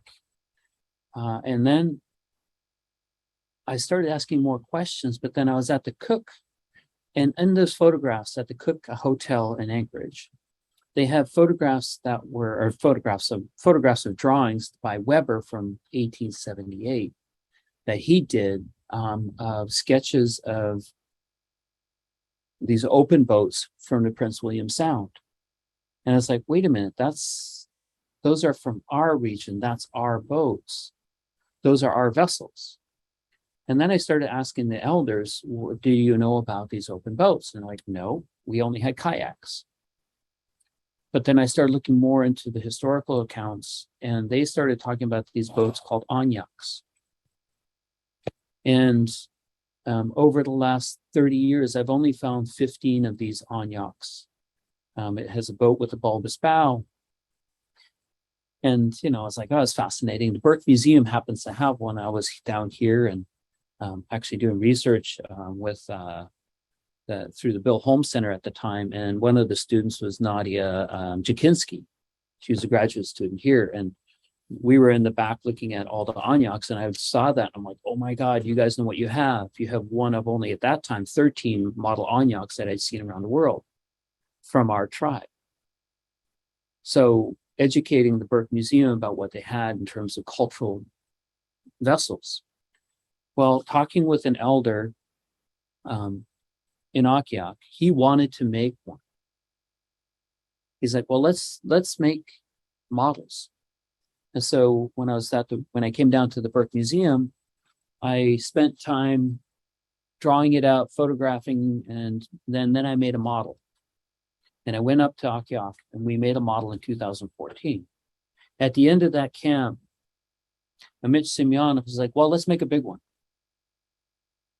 And I was like, well, okay, let's figure it out and let's try to do it next year. Let's see what we can do.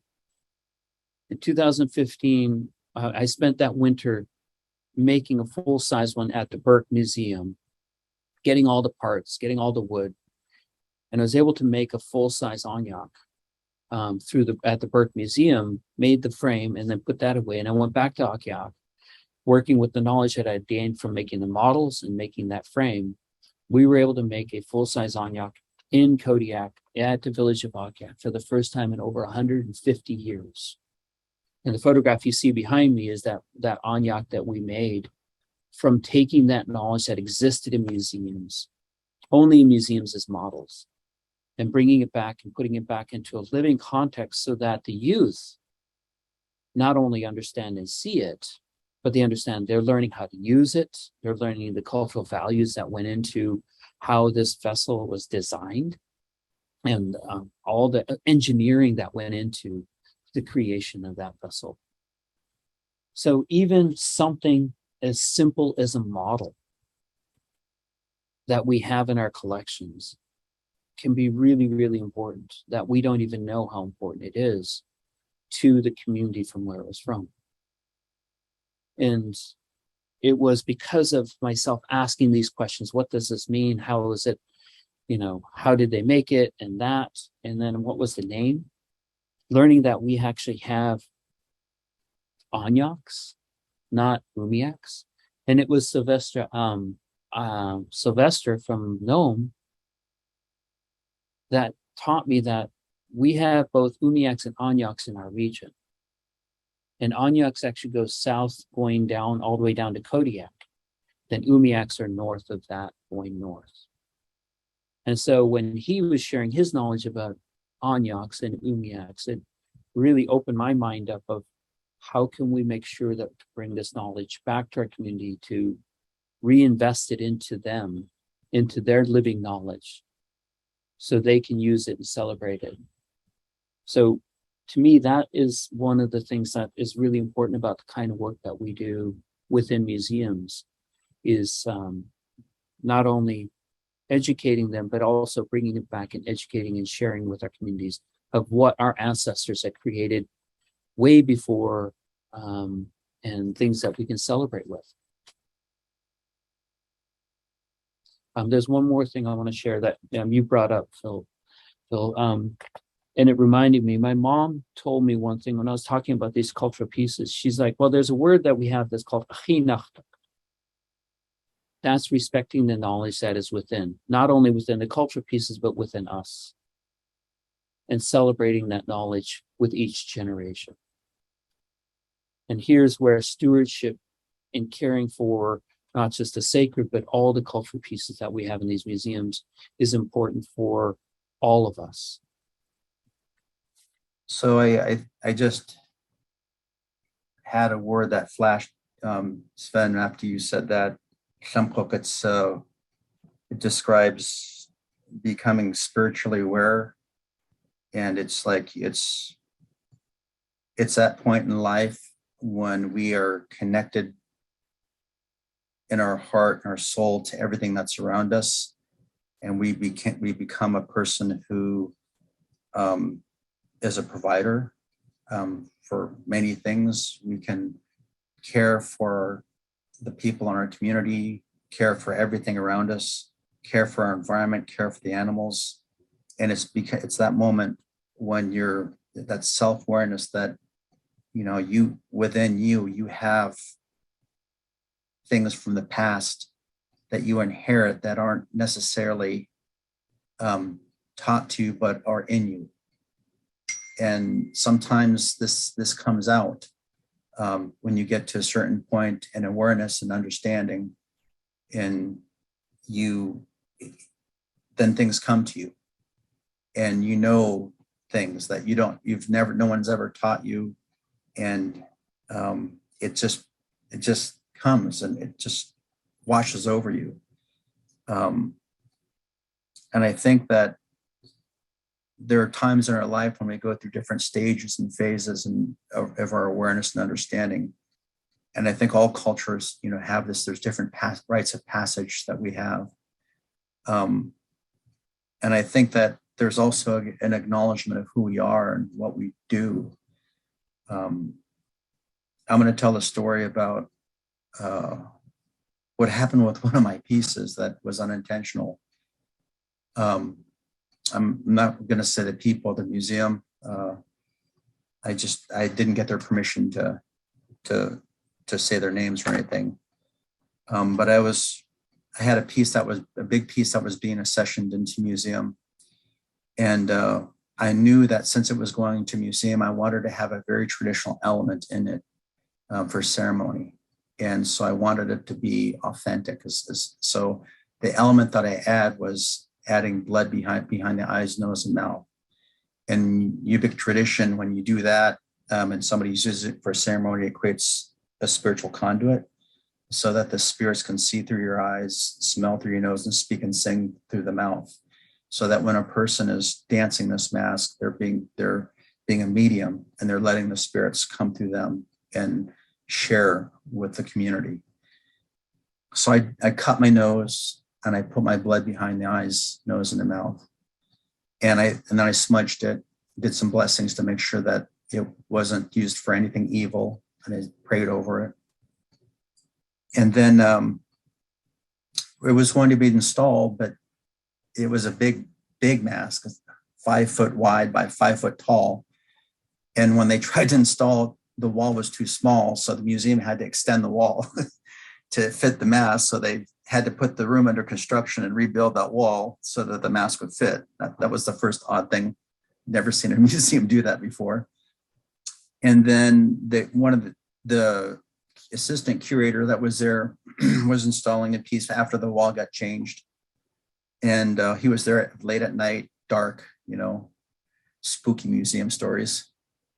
And so he put the piece up, and when he put it up, he stepped back from it, and something came through it. He said, like a wind, hit him in the chest, knocked him back. He slid across the floor. He went screaming out of the room and refused to go back into that room again. And so I was at another show at the Washington State History Museum down in Olympia. And I was there in a booth, and the curator showed up and he goes, "Phil, we got to do something about your mask." I'm like, "What are you talking about?"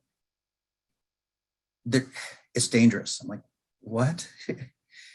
And he's telling me what's going on, and I'm thinking, okay, and I'm looking around, where's the camera? Is he punking me? What's going on here? This isn't really happening, because I think he's joking. I'm laughing, and I'm like, oh yeah, come on. And he goes, I'm not effing around, man. This is serious. I have a assistant curator that refuses to go into that room. We can't, it's dangerous. We can't have people walk in there and get hurt. And what? Are you serious, right? No? And he was serious. And he was freaking out. So after the show, I went back down and went into the museum, and it just so happened that we had the elders, the treasurers from New Zealand that were touring the country. And they just happened to be in the area with Darcy Nicholas, who's a wonderful curator at the Potica Museum. And Lillian Pitt had heard the story, and she had that whole museum contingent at her house for dinner, and I was invited to go there. And Lillian heard the story and wanted me to share this with Madurai elders. And then the Madurai elders had their own film crew and everything, and they said, we want to go and film this. I want to go, do I have your permission to go film and see what's going on?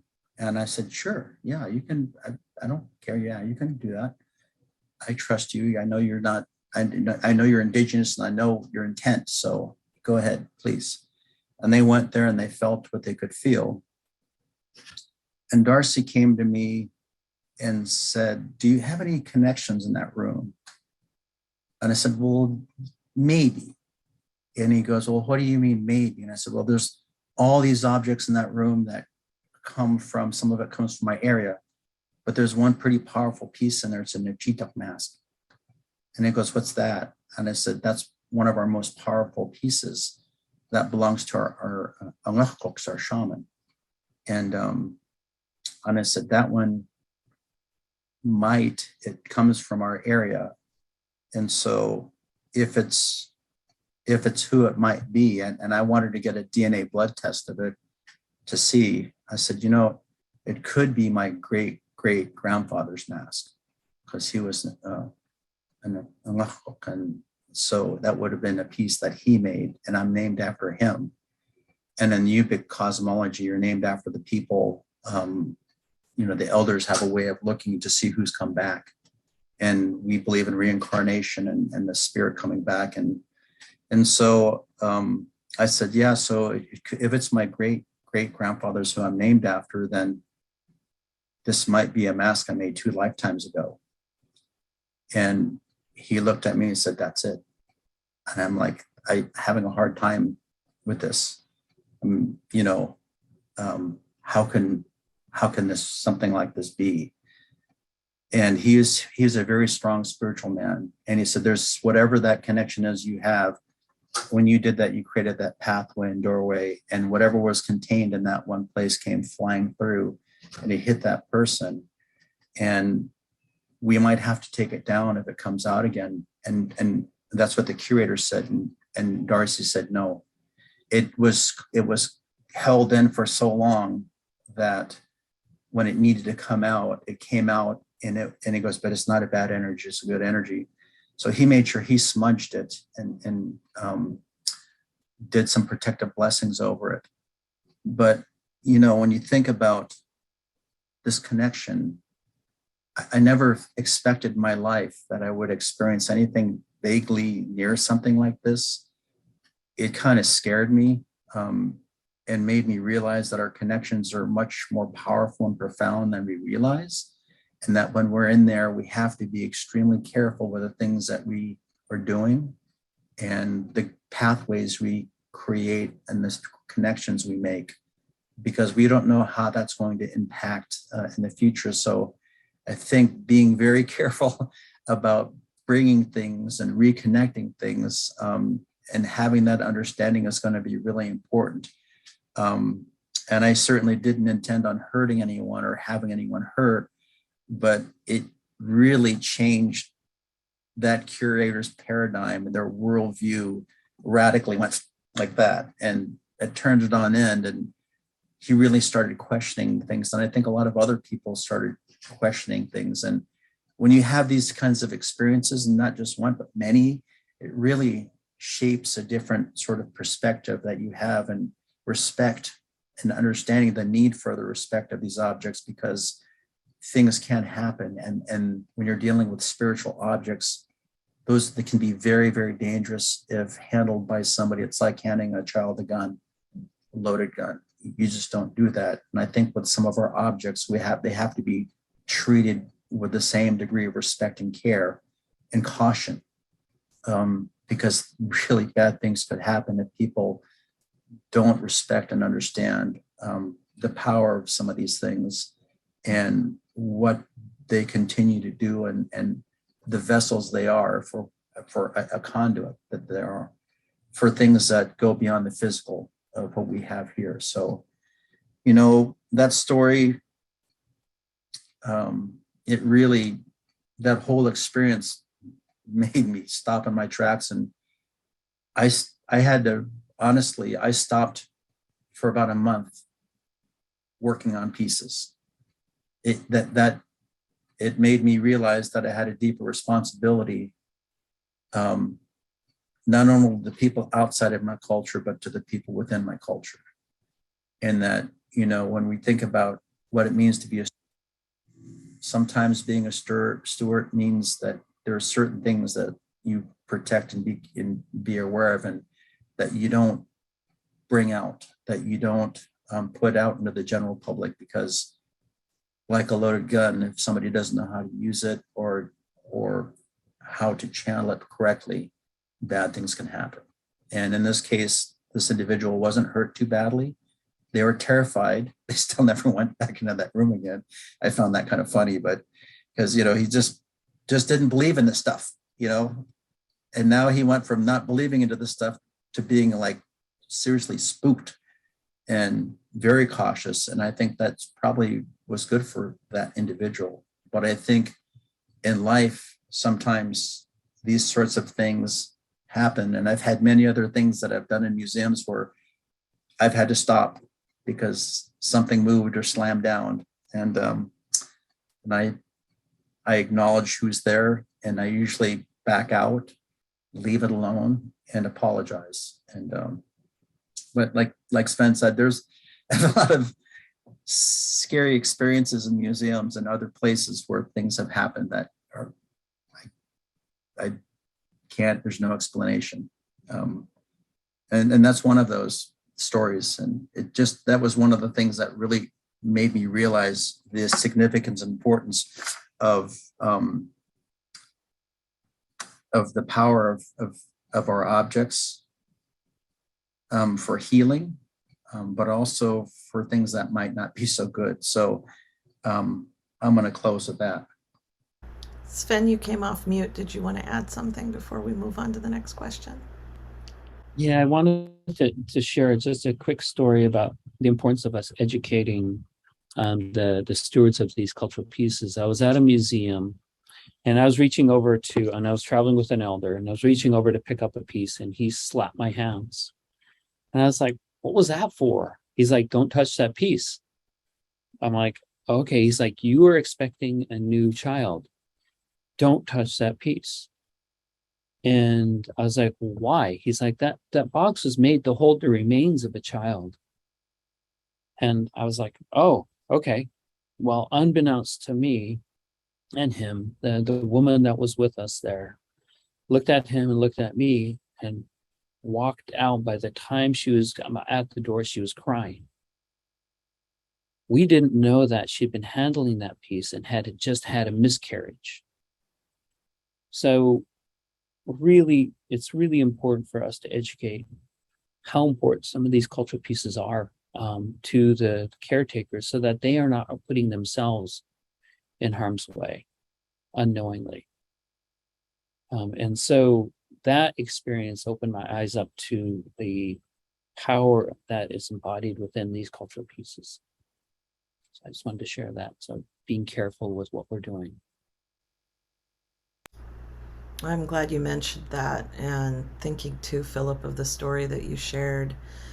Both lead into this next question really, really nicely. You know, when we start thinking about what does access mean to us as Native people, What kind of access and how should that be facilitated? Should our Native people have to these items that are held within museums?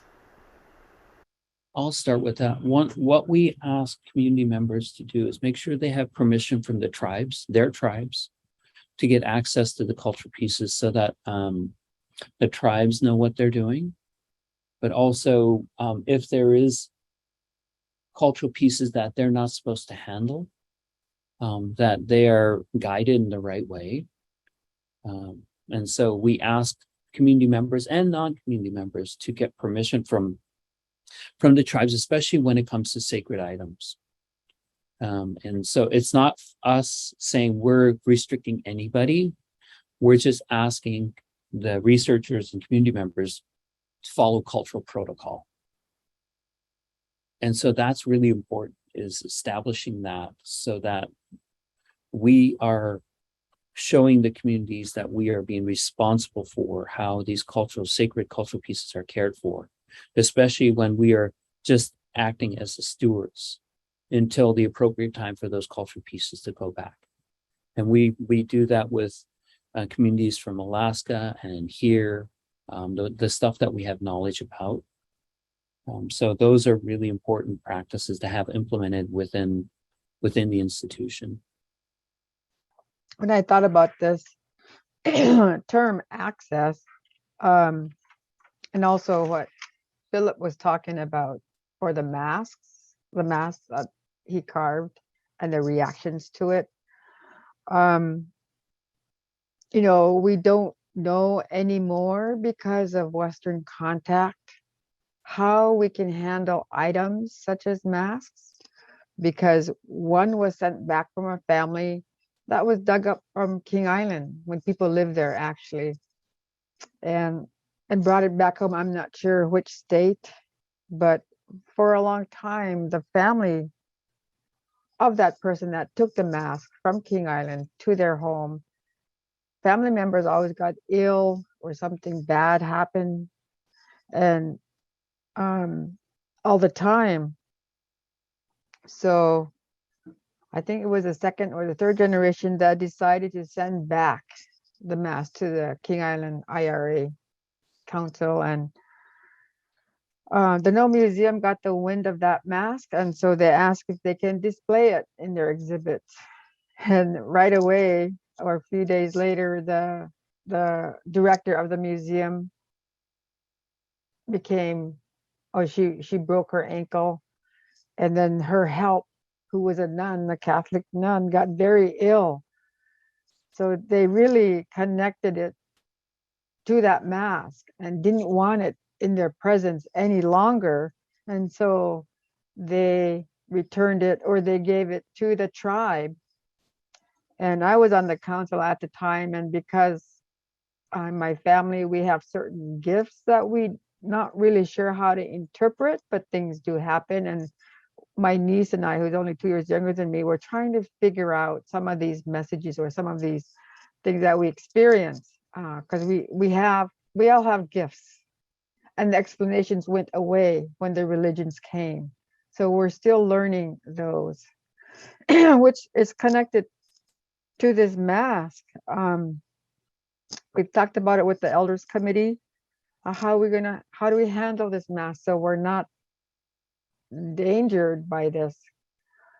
Somebody obviously maybe was an Iñupiaq in that family, a shaman, and was not happy that the mask was being removed and not being at home anymore. So should we ask our priest to give it a blessing? But that's foreign also, but what cultural protocols do we follow for us to be safe? And I listened to Phillip about type of a blessing, and also smudging. We don't really do that, but we do have other things that we use, seal oil lamps, and words that we use to give ourselves our own protection. So I would think for these items that we deal with them with caution. You know, how do we handle this? Even we as the Indigenous group don't know how to handle this mask. And so Sylvester Yaayuk he's in the elder group, was suggesting talk to it. Iñupiaq, Iqalluuq, nagotin pilioto. Let that mask know in our language. We'll return it, but keep the people safe, because it's a voyage it's 40 miles. King Island is 40 miles off the mainland, the nearest coast, to get to it. And that's about 5 or 6 hours trip on an umiaq or on an 18-foot land boat or any of those hunting boats. But for Sylvester, maybe it's only 3 hours. He's a really fast machinist. But still, I really fear for those people. And what do we do, in this case? How do we bring it back to the island safely would be the way to express it. And then also another type of access is, I wish there was funding that connects to education. There is so much to learn from our items from the past. And then also because it gives that message to our young people, or even to the people that were raised outside of our home, outside of Alaska communities, what knowledge should be shared, what knowledge need to be known, especially for the cultural values that we are raised with, knowing our ceremonies, our dances, our stories, and how to treat each other, because our names, Iñupiaq, our relational names, are still very important to us, and how you treat each other, because we have partner cousins and teasing cousins, and even aunts and uncles have different names from your father's side and your mother's side. So maybe an item was made by a teasing cousin of your ancestors, and giving you that type of energy, but we don't understand it. So I think that's important, especially for our young people to learn and to know the cultural protocols that go with it. Access. One of the things that I was fortunate enough to do was to become a playwright. I won a fellowship, and Diane Benson was my mentor, and I was able to write a play with her, and I started writing a second play. And the second play is called Redemption, and it's about these Alaska Native men that get into a corporate setting, and they, and this goes off of that Salvador Dali mask that was sold for a record 7-point-something million, because that, our masks inspired surrealism, and so that's what gave that value. And it was watching our cultural objects all of a sudden values, and to me it was like that's a very different perspective on value than what I have for those pieces. And so that's why I started writing this play Redemption, because it looked at how two different perspectives collided in what was safe and what was not safe, and what was traditional and not. And they showed their wealth by purchasing something that was very expensive in the Western world, but had strong spiritual connection. And so in sort of writing this play out, I really thought about, the danger level, certain objects that we have. And I thought, there's got to be some coding of some sort developed in museums. And it could be a color coding like we did with COVID. If it's green, we're okay. If it's yellow, be careful. Orange, red, we're not going to go there, kind of thing. And I think that there's got to be some mechanism for some of the objects that we have, like that box should have had a red dot or something, indicating that we've got to be really careful with this object. Or, like a baby rattle that was a toy that could have a little green dot, or something that was used in ceremony. It might be orange if people really know about it, but some mechanism in place that alerts people that have access to these objects that they've got to be careful in handling these objects, and maybe in having those objects and handling those red dotted objects that are super sacred, that you have somebody around who understands and knows the dangers of that, just like that elder who slapped her hand and knew. So that was a dangerous object. And had he not been there, you would have touched it and it may have impacted you. So, you know, it's a living tradition.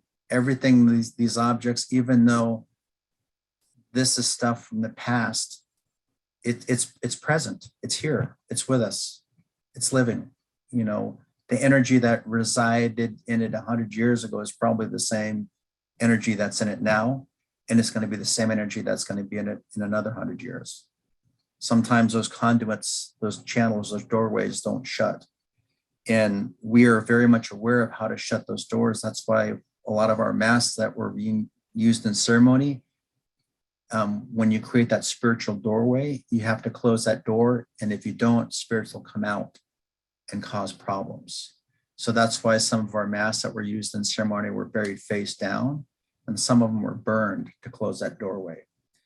And so that doorway exists. I've had some experiences with some pieces that have scared the living daylights out of me because of what happened when I was handling those pieces. And you realize how small we are in comparison to some other things. But I think that access, you've got to be very careful about access. And I think that well-planned access should allow people from their respective cultures to handle objects and work with objects in a very protective and safe way, and a very responsible way. Because I know that some of these objects still have a great deal of power and channel a great deal of energy, and that needs to be respected. And so I know that other tribes have other objects that I've witnessed and have been around that scare me and make my hair raise. And I know that there's something else there. And I respect that those people and those objects I won't touch. You know, I know that when I see a certain thing and I get a feeling from it, unless I know about it, I don't touch it. You know, and I'll give you an example. There were some people, you know, when you're native, people always come to you if you're the only native in the area. And I was living in Eastern Oregon, and these people found this, they were digging fence posts and they found this stone mask, and they wanted me to, you know, they brought it and said, "Hey, Phil, take a look at this." And I looked at it and they were trying to hand it to me. So I'm not going to touch it. I said, "How was it? How did you find it?" And he said, "Oh, it's face down in the ground." And I was like, I'm not going to touch that. And these were non-native folks that were, you know, trying to understand what this was. And after they brought that piece in, they kept seeing a big person shadow walking in their house. And they had this piece, and 2 days after they brought that piece in the house, their dog died. And then they were sitting there in the living room, and they had a plate sitting on the table full of a whole bunch of food, and the plate slid across the table off into the ground and shattered on the ground, and all the food went all over the place. And he was trying to give me the mask. He came over, "Hey, there's something going on with this mask." And I'm like, "I'm not going to touch it. You put it back where you found it and bury it the same way you found it." And they got so terrified, and they were sitting there after their dog died, and they kept seeing the shadow. So these folks sold their house because of what they brought in. I mean, that's how significant it was. So when we talk about access to certain things and sacred objects, that's what I say. It's not something that should be taken lightly. And I think there really needs to be a coded system of some kind that alerts people who do have access, especially to sacred objects, that they know and understand that what they're handling could be very dangerous, and that they need to have some level of supervision from somebody of that particular culture, whether it's Navajo, Apache, Yupik, whatever culture. Some of these sacred objects shouldn't be handled lightly, and they needed to be respected for what they are and what they are as a conduit. So, access to me, of course, I believe that anyone who is of a tribe should have access to any of their sacred objects, but they should also be forewarned if they don't know about what these objects are. And they should have some mentorship in terms of how to appropriately handle and deal with these objects, so that they don't get hurt and things don't happen like with this next door neighbor of mine who went and sold their house because of all the things that happened.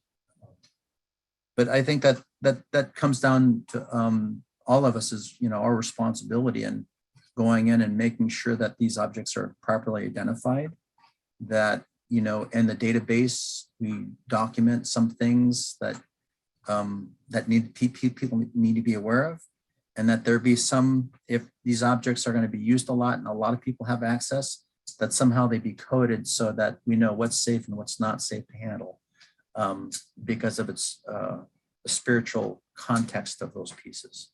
So with that, I think I'm gonna close with that.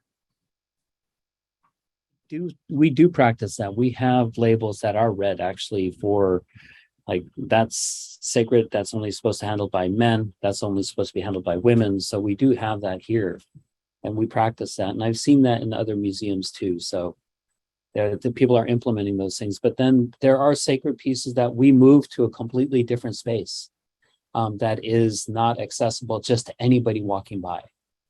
And that's based on the cultural protocol and practice that we've been told by the tribes. So we do that here, and that's something that I think all institutions should practice. Yeah, I love that message. That what I heard from you guys was how extremely important access is, but that it needs to be done thoughtfully and respectfully, and with the guidance and mentorship and knowledge of our elders in the tribes. And so I think that's a valuable piece to the discussion of access to these objects that not many people consider. So I appreciate you bringing that into the space. Kasut? I've been really enjoying hearing all of the stories of real life time. Makes me think of our Tlingit traditions and how we do things during our Iqalluuq and how we handle access. How do we as Indigenous people, and what have I learned?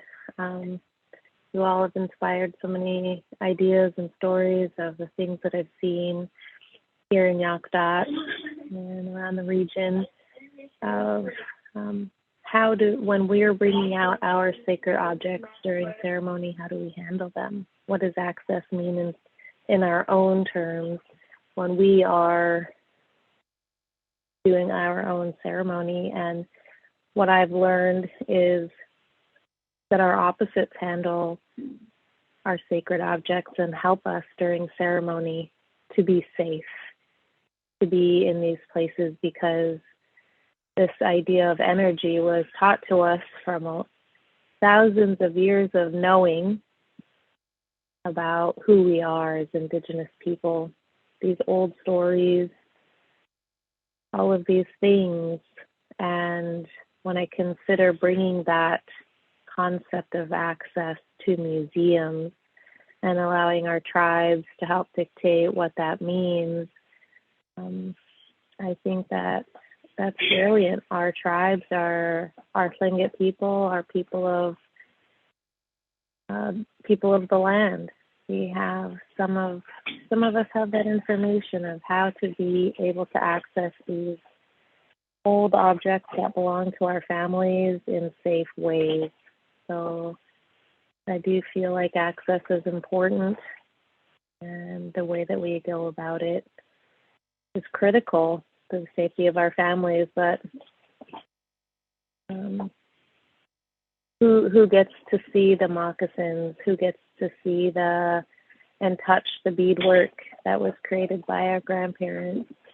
And, you know, how much of our oils will get to be shared with our grandparents' oils when they're touching the same old objects. I know that's of big concern. How will they wear?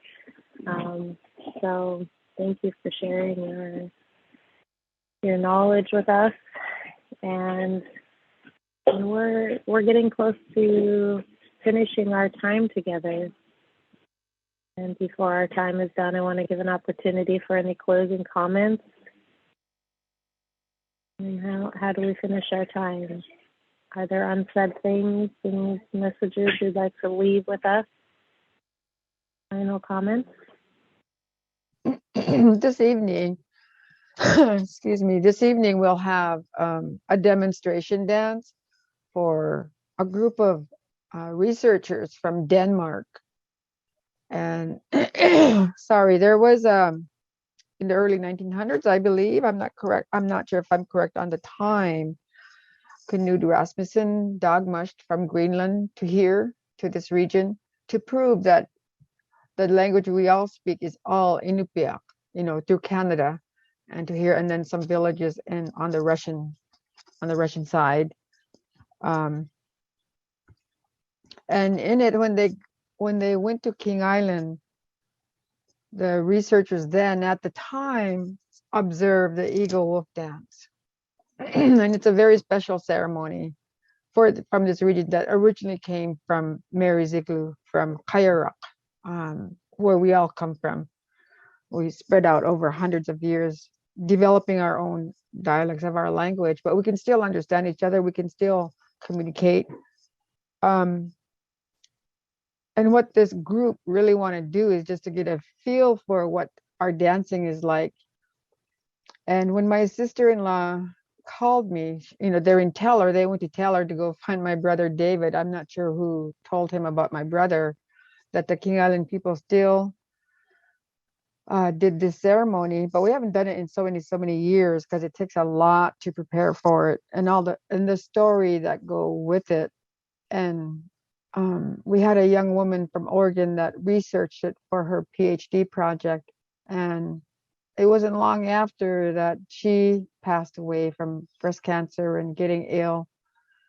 And she was raised outside of Alaska in Oregon, so didn't really know some of those sacred things to know that Sven and Phillip talk about. So we really do need to know what we can share, because it could be a danger to ourselves or to the person you're talking to. So I had to explain to my sister-in-law, maybe those men, our drummers, will agree to do the first part of the wolf dance and then the last part, because we do those during the regular performances. But it is a sacred ceremony.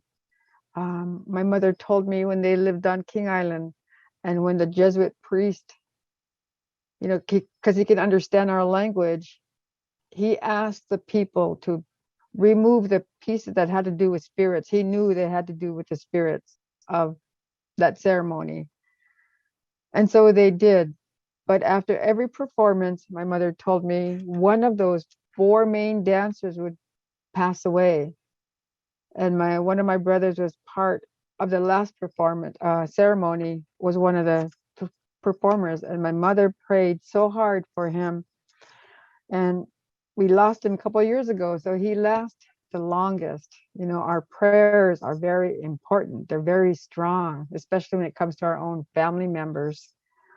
So I was really being careful how I'm sharing this information with my sister-in-law the other night on the phone, and that my other brother was willing to come to Nome and to help the drummers. And I know they will be very careful of what they're sharing with these Danish researchers about this dance. So, of course, we can't do the whole ceremony because it takes a year or 2 to prepare for this. So I think to know these stories and protocols is important, there is an exhibit of it, of the items that are used for the ceremony at the hospital. And for people that are new to our area, it's just wolf heads. That's all it is to them, and our myths. And, you know, there's really no explanation. There's no correct information that people need to read about. But then at the same time, I want to be careful of what I'm sharing, because I don't want it to affect myself or my family. Thank you. I think in closing, just thinking about all the stuff we've been talking about, and what museums can do and curators can do to really support people who are accessing objects in the museums. And one of the things that, you know, came to mind immediately is that, you know, some of the coolest shows I've done are with other artists. And I happened to be part of Changing Hands 2. That was a traveling museum exhibit. And it opened up in the Museum of Art and Design in New York. And it was really cool with the way that they did it, because the first night of opening was only for the artist. And we got to hang out, and every one of the artists walked around and talked about their work. So it was a whole big group of us that walked around. And even though we came from tribes all over North America, the content, it was very rich and powerful, very, you know, culturally embedded. And hearing other Native artists who are grappling with similar issues and grappling, you know, we sometimes don't see ourselves outside of ourselves. We just see our people are going through this, you know, and those people are going through that. But really, we're all collectively going through things. And even though we're separated by great distances, we all deal with the same thing. We all deal with the same issues. We all face the same challenges. And when all of us, our Native artists, got together, the discussion that we had and the pieces was just mind-blowing. And it just reinforced all of our desires. People were crying. It was one of the most emotional art tours I've ever done in my life, because people were, you know, when you don't know the story behind a piece and you see a really elegant piece of work, you go, oh, that's really cool. But then when you hear the story behind it and the content and context that it was made in, it was a gut punch to a lot of us. And at one point or another, I think every person in that huge collective group was crying because of the different messages that we shared and the ideas and that synergy that, you know, we, even though we're different tribes and we come from different places and we have some different foods, the foundation of who we are has so many parallels that really can support one another. And that's very true up here with our technology. We have many parallels and many shared technologies up here. And I know that the living tradition piece is something that is present here. And so even if we have these objects that are on display, that connection we have from the past to these current objects and the ideas that we're conveying about our experience are very valuable. And will, you know, they help us continue to be. They help us grapple with who we are, our identity, our changing identity, our changing norms, our value systems that are being overlaid by other value systems. All these things that come into play, technology and this whole Western paradigm, Western food, it all influences us. And it's all part of our lives right now. It's inescapable. We're part of it. But that part where we can bring each other together and come together during times within a museum are some of the most magical times, because then you can reconnect and connect with other people and ask them questions. We do this way. How do you guys do that? And so it's always refreshing to share perspectives with other Native people and understand where they're coming from. And you know, by appreciating what their values are and how closely connected they are to ours, it changes your perspective when you go as a Native individual, me going in to see some Cherokee work or some Navajo work. I have a greater respect for their work, knowing more about the spiritual content and context of that work. So I think that's that's the strength of all this, is that when we bring even throughout the state, when we bring our artists together and have them, you know, during maybe the first night that's not going to be open, but it's like everything's being set up, to have them come together and educate the rest of us as to what their pieces mean or why it's significant to them. Because that gives us and spurs new ideas within ourselves. And like Sven was saying, that stuff that's within us, those are the things that spread those seeds of thought and understanding and awareness that strengthen who we are. And I think that's the power of all this. And not letting go of the fact that we are a living tradition. We're still here. We're not going away. We don't plan on going away for another, 10,000 years? And so food for thought. I'll leave it at that. Phillip. I'll be brief. I just want to say to our colleagues, as stewards of cultural heritages, please know you are caring for our living histories. What you care for helps us as Indigenous peoples heal from the past actions that have been done to us, in order for us to build and create healthy human beings who celebrate the diversity of our cultures. We are all part of this collective healing. And I just want to reiterate that we are all part of this collective healing. And as stewards of these collections and this knowledge, it's important that we really connect and work together. I appreciate you all for your time and your energy. I feel grateful to have spent a morning with you all and learning from you, and your grandparents that you brought in the room with us, and I was able to share some stories of my own. And this is why we're here in this place at this time, to share all of these things. We were raised, I feel, to bring our grandparents with us at all times, in all places and all spaces. Our Indigenous identity enriches all the environments that we're able to be in, and this is where we're able to bring our strength and our power. And I'm just so grateful to have been here. Been with Chish. I appreciate your time. Yeah, Klayan Nashinuk, the three of you for joining us today and sharing your knowledge and wisdom with us and your heart. I really appreciate all that you brought into the stories that you told us today, and I'm extremely grateful to have heard it and to be a part of today's webinar. And I'm going to turn it over to Cutmen to tease us a little bit about what's coming next week. Oh, what an awesome morning, Alvanna-Stimpfle, for sharing with us. Next week, we'll be hosting another webinar on Tuesday from 9 to noon. And the topic next week will be repatriation and the treatment of our ancestors. At that webinar, we'll be asking Indigenous leaders questions like, are Indigenous people free to practice the spiritual care of items in our collections?